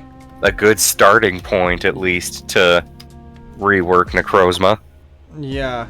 without getting into like one of the non-existent like old types of giants.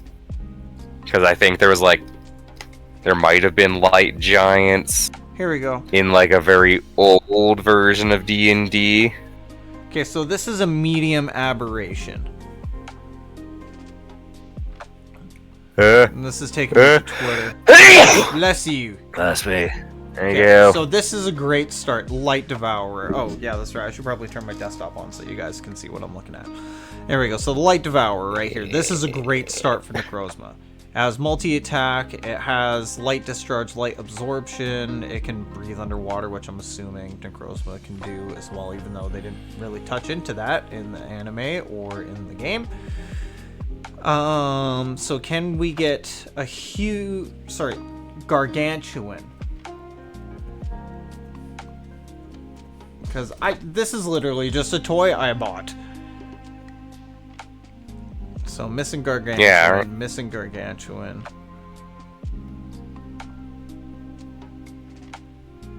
There's armor class 18, armor class 16.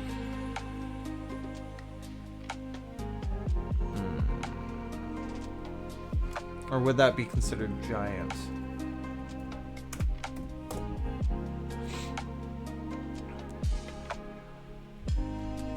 You could technically just make this. Here, let's see what the CR is on this. Immunities, radiant, passive perception. Yeah, this is like fucking perfect. Now, let's see where would its CR be? Well, it should be right up there. It doesn't say the CR. It has an AC of 14. Well, that doesn't mean anything for Light Devourer CR. Here, I'm just going to go Light Devourer. Okay, see if I can actually... Oh, I don't see anything on your stream right now. What? Well, I'm trying to follow along, but I can't see entirely. Oh, yeah, because it's like backwards. Okay. Okay.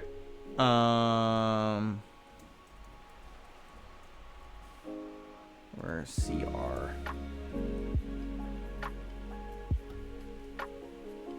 There we go. That one said DC. Oh, challenge 4 on that one. Oh, it's a challenge rating of 4? Yep. Okay, so that isn't quite good enough. They got a Nightwalker. Yeah, Nightwalker. Just, again, you gotta fuse a couple of things together for these ones. So, like, take a couple of things from, take a couple abilities from the Light Devourer, and then slap them on the higher CR Nightwalker. There we go. Consume Sight, Claw, and multi-attack Shrouded in Darkness. Okay. I think that's pretty good there. So we'll come back here. Necrozma.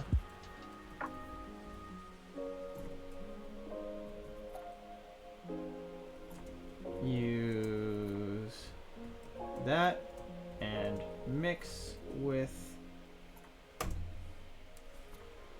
this.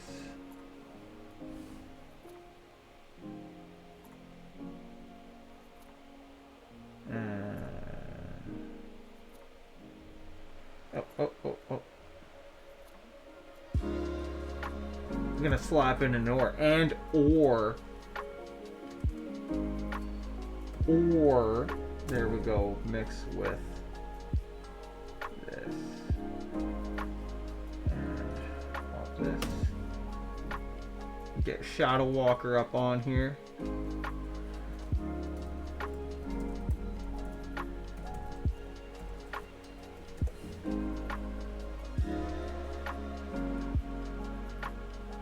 Wait a minute. No, Nightwalker, not Shadow Walker. Whoops. Yeah, I posted a Nightwalker into the comments. Oh, did you already? Yes. Oh. Well, I'm doing the same thing. He's trying to cover up from you. I don't need to be covered up from you. There we go. Perfect. And now I'm going to glue its legs on because... Take that, Necrozma.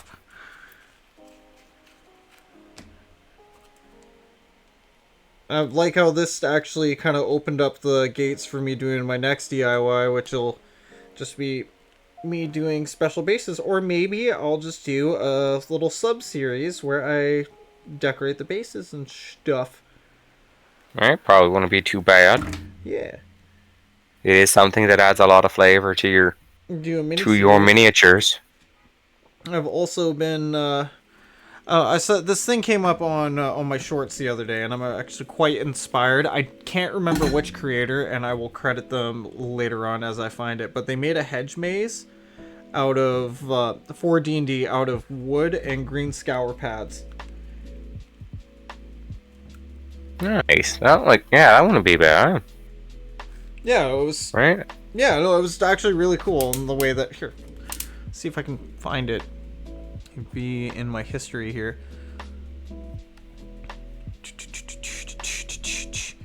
Just waiting for Necrozma to dry, and then pretty much it's the end of the stream / Christmas spectacular holiday spectacular blah blah blah blah blah blah blah blah. Yeah. Right? The hangout. Yeah, the hangout. The let's chat.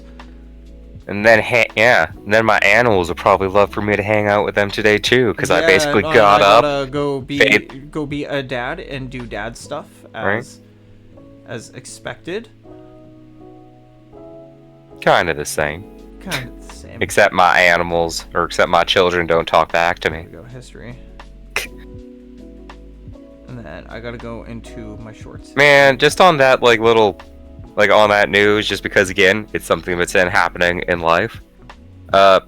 As people may or may not have picked up from the, times that I've said it, I don't live in an urban environment.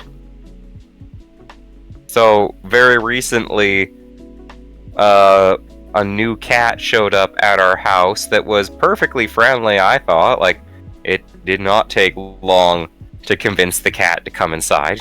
Oh, there it is. And once again, I'm just kind of appalled that, like, we've had this cat seemingly dropped off because, again, the friendly nature, but there is nothing wrong with this cat. Like, it has not started fights with others. It's maybe tried to pee on a couple of things that it shouldn't have, but it uses the litter box.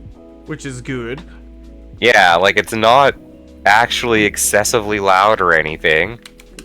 Sure, it gets panicked like all the other ones in the morning when, like, oh my god, are you actually going to feed us breakfast today like you do every day? I'm all like, I don't know, cats, maybe today's the day you don't. Maybe today's the day you stop. Maybe today's the day I decide you're all too fat! It's like that, cats! But no, the cats do not get... No, the cat's feeding time is, like, never actually missed. Maybe one time in their whole lives, you'd be a feeding has been half missed because we asked all around. It's like, didn't you feed them? It's like, no. It's like, well, I heard you messing with something. It's like, that was cereal. It's like, damn it! But no. And it's like, and this cat is not the first cat that we have that's been dropped off that seems fine. Actually, technically, I guess 3 of my cats are drop-offs. 2 of them in the yard, and I found a 3rd one on the highway. And he's my sweetie. Yeah, that was Spritey, right? Or is that Lou Boy? That would be a Lou Boy. That's Lou Boy. Lou Boy was found on the highway. Sprite is called Sprite because he literally smacked on my door on like Christmas Eve a couple years ago. When that happened. Hmm? I was on call with you when that happened. No, not when he first showed up, because he showed up during like Christmas Eve dinner. I think you were on phone with me when I started convincing him inside, though. I think one of the times. I was gonna say, it wasn't the exact time like he banged on the door, because yeah, that's why he got named Sprite, because like the whole joke is he's our little Christmas Sprite. Little Christmas Sprite. He's our little Christmas spirit that like bumped on the door. And yeah, he came inside like, I don't even think it took 2 weeks to convince him inside. And then he lived in the basement for 3 months because the one dog barked at him, and instead of like running backwards, he ran to the basement. And I kind of laughed, and I'm like, well, at least he's... I was like, well, I guess he's going to be an inside cat now. He's an inside kitty.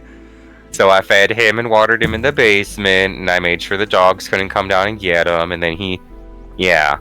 Now he's like my little Sprite. He walks around like he owns this house, but he's still scared.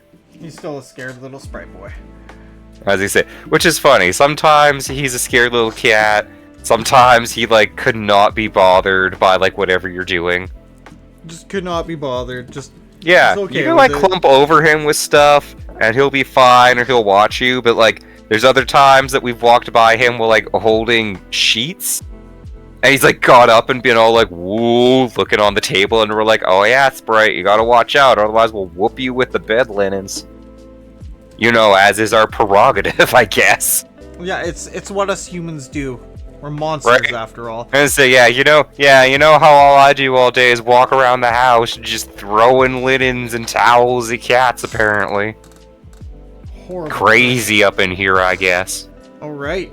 So, look at that collection. Look at all that. Look at that. Just expand your collection. A lot of these are huge creatures, so you can do a lot with them. Right, so do world-shaking adventures. Do a review of everything that we've been through so far here. So we started with, I can't remember if it was my honorable mentions or the box opening here, but we have the box. Oh. Here. So here's my honorable mentions. So we have our Mimic that's made out of Sculpey.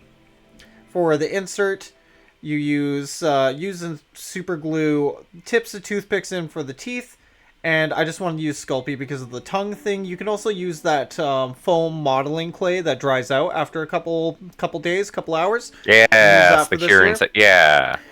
This is kind just of foam core. rubber, but yeah, I've seen it before, but I'm not sure exactly what it is. In school, right? It's just a core of that, and the eyes are also separate pieces, so it's not like there's this big protruding like eye stalks underneath this. I wrapped tinfoil around it, packed it down super tight, did a little tiny bit of paper mache just so the Mod Podge and glitter mix would stick to it. And actually, speaking of which, courtesy of, well, they had nothing to do with this DIY, but Tabletop Witchcraft on YouTube, that's where I learned how to do the little treasure piles out of Mod Podge and glitter, and honestly, it's fantastic. Like, it looks beautiful. I expanded on it, and I used multicolored, I mixed some different colors of glitter together in tiny little doses, and I put it in just to give it a little bit extra depth. Just to snazz it up a little. Yeah, just to snazz it up a little bit. And this is its undisturbed form right here, which you can also just use as a dragon horde. I put it on a cardboard base because I felt like doing it, just because, why the hell not? Then you can just throw it around and stuff, yeah, and right? It's, like, they are robust. This again is a core of tinfoil with some paper mache, just using tissue paper and again Mod Podge on the outside, and covered it with a nice thick layer of the Mod Podge gloop that I was telling you about, the paste made out of glitter. All hail the Podge. Yeah, all hail the Podge. This, like, they take a little bit to dry. This one took layers. Come to think of it, this one took layers of the glue mix on it as well, so these were like couple day situations here.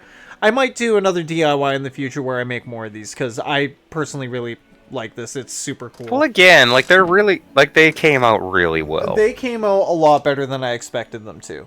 Then we have my hot air balloon, which I'm showing up on the face cam here, just so you can see it for size reference. It is massive. This I made with my McDonald's free balloon day balloon. Give me your balloon, kid. They say free balloon day, it saves lives. I could have used those white straws to suspend this up in the, like, up there. I have the big hefty hot glue rod just for extra support, and held up with wires. All of this from the dollar store. This thing, other than the time it took to make it, probably cost about $6 all in all. The rocks were free. I just went outside, and you wash them up with a toothbrush or Scrub Daddy or something like that. Also not sponsored. Sponsor? Scrub Daddy. Scrub Daddy. Buy your Scrub Daddy today. Oh yeah. Oh yeah. Get your smiley sponge. We have all of these guys from the set that I opened up. The one that unfortunately broke, but I got to sneak a repair in here as well. This was $55. I spent a lot of money on these. Like, that was on sale. For fuck's sake. Yeah, well, again, they're sale for $60. They're officially licensed D&D minis that are pre-colored. Yeah, pre-painted and everything. It's always gonna run and you. an overworld map status could be used as an ancient gold dragon, or be used as, I think, just an adult gold dragon. It's only huge. It's got a 2-inch base, so... Well, a huge should be, yeah, like an adult. Yeah, sorry, no, it's not huge. It's a large dragon, so maybe it's a teenager. It's angsty. Screw you, Dad. I'm gonna go breathe fire somewhere else. Gold dragon. Don't tell me what to do, Mom. We got our what to do. And we got our Seeker. So that was a set I opened up where I got 5. That was $55. Actually, this is a good standpoint, right? This was 55. Was it? It was like $60 almost after tax and everything like that. And I got 5 pre-painted miniatures. These two guys here, I got the glitter for like $3 in total at the dollar store. $1.25 for a high gloss Mod Podge. Guess what? You can also get it at Dollarama now.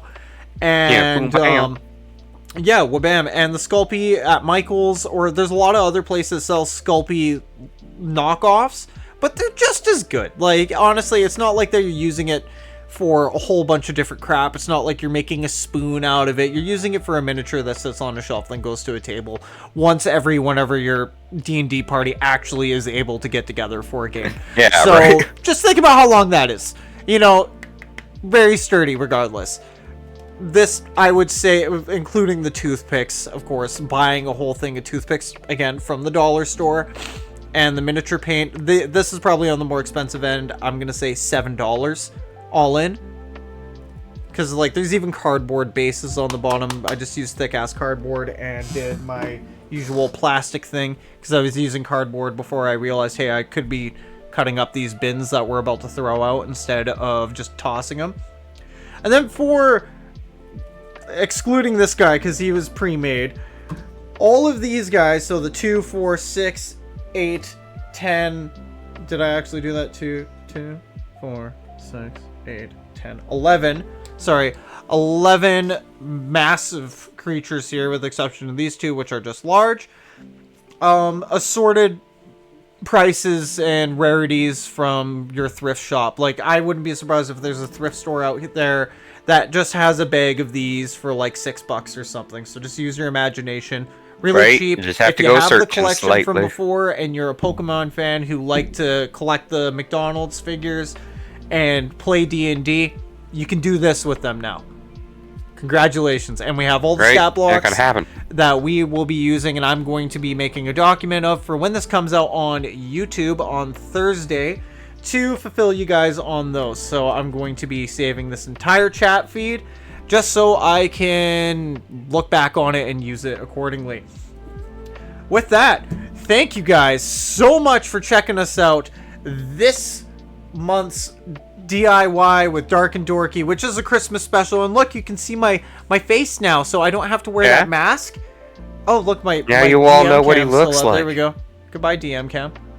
I said goodbye. Wow, rude. It's like, no, all of you, all the time. There we go. I don't want that on there anymore. So look at all this, and here, just for another size reference, look at the size of this. Right, like that again. It holds a whole party.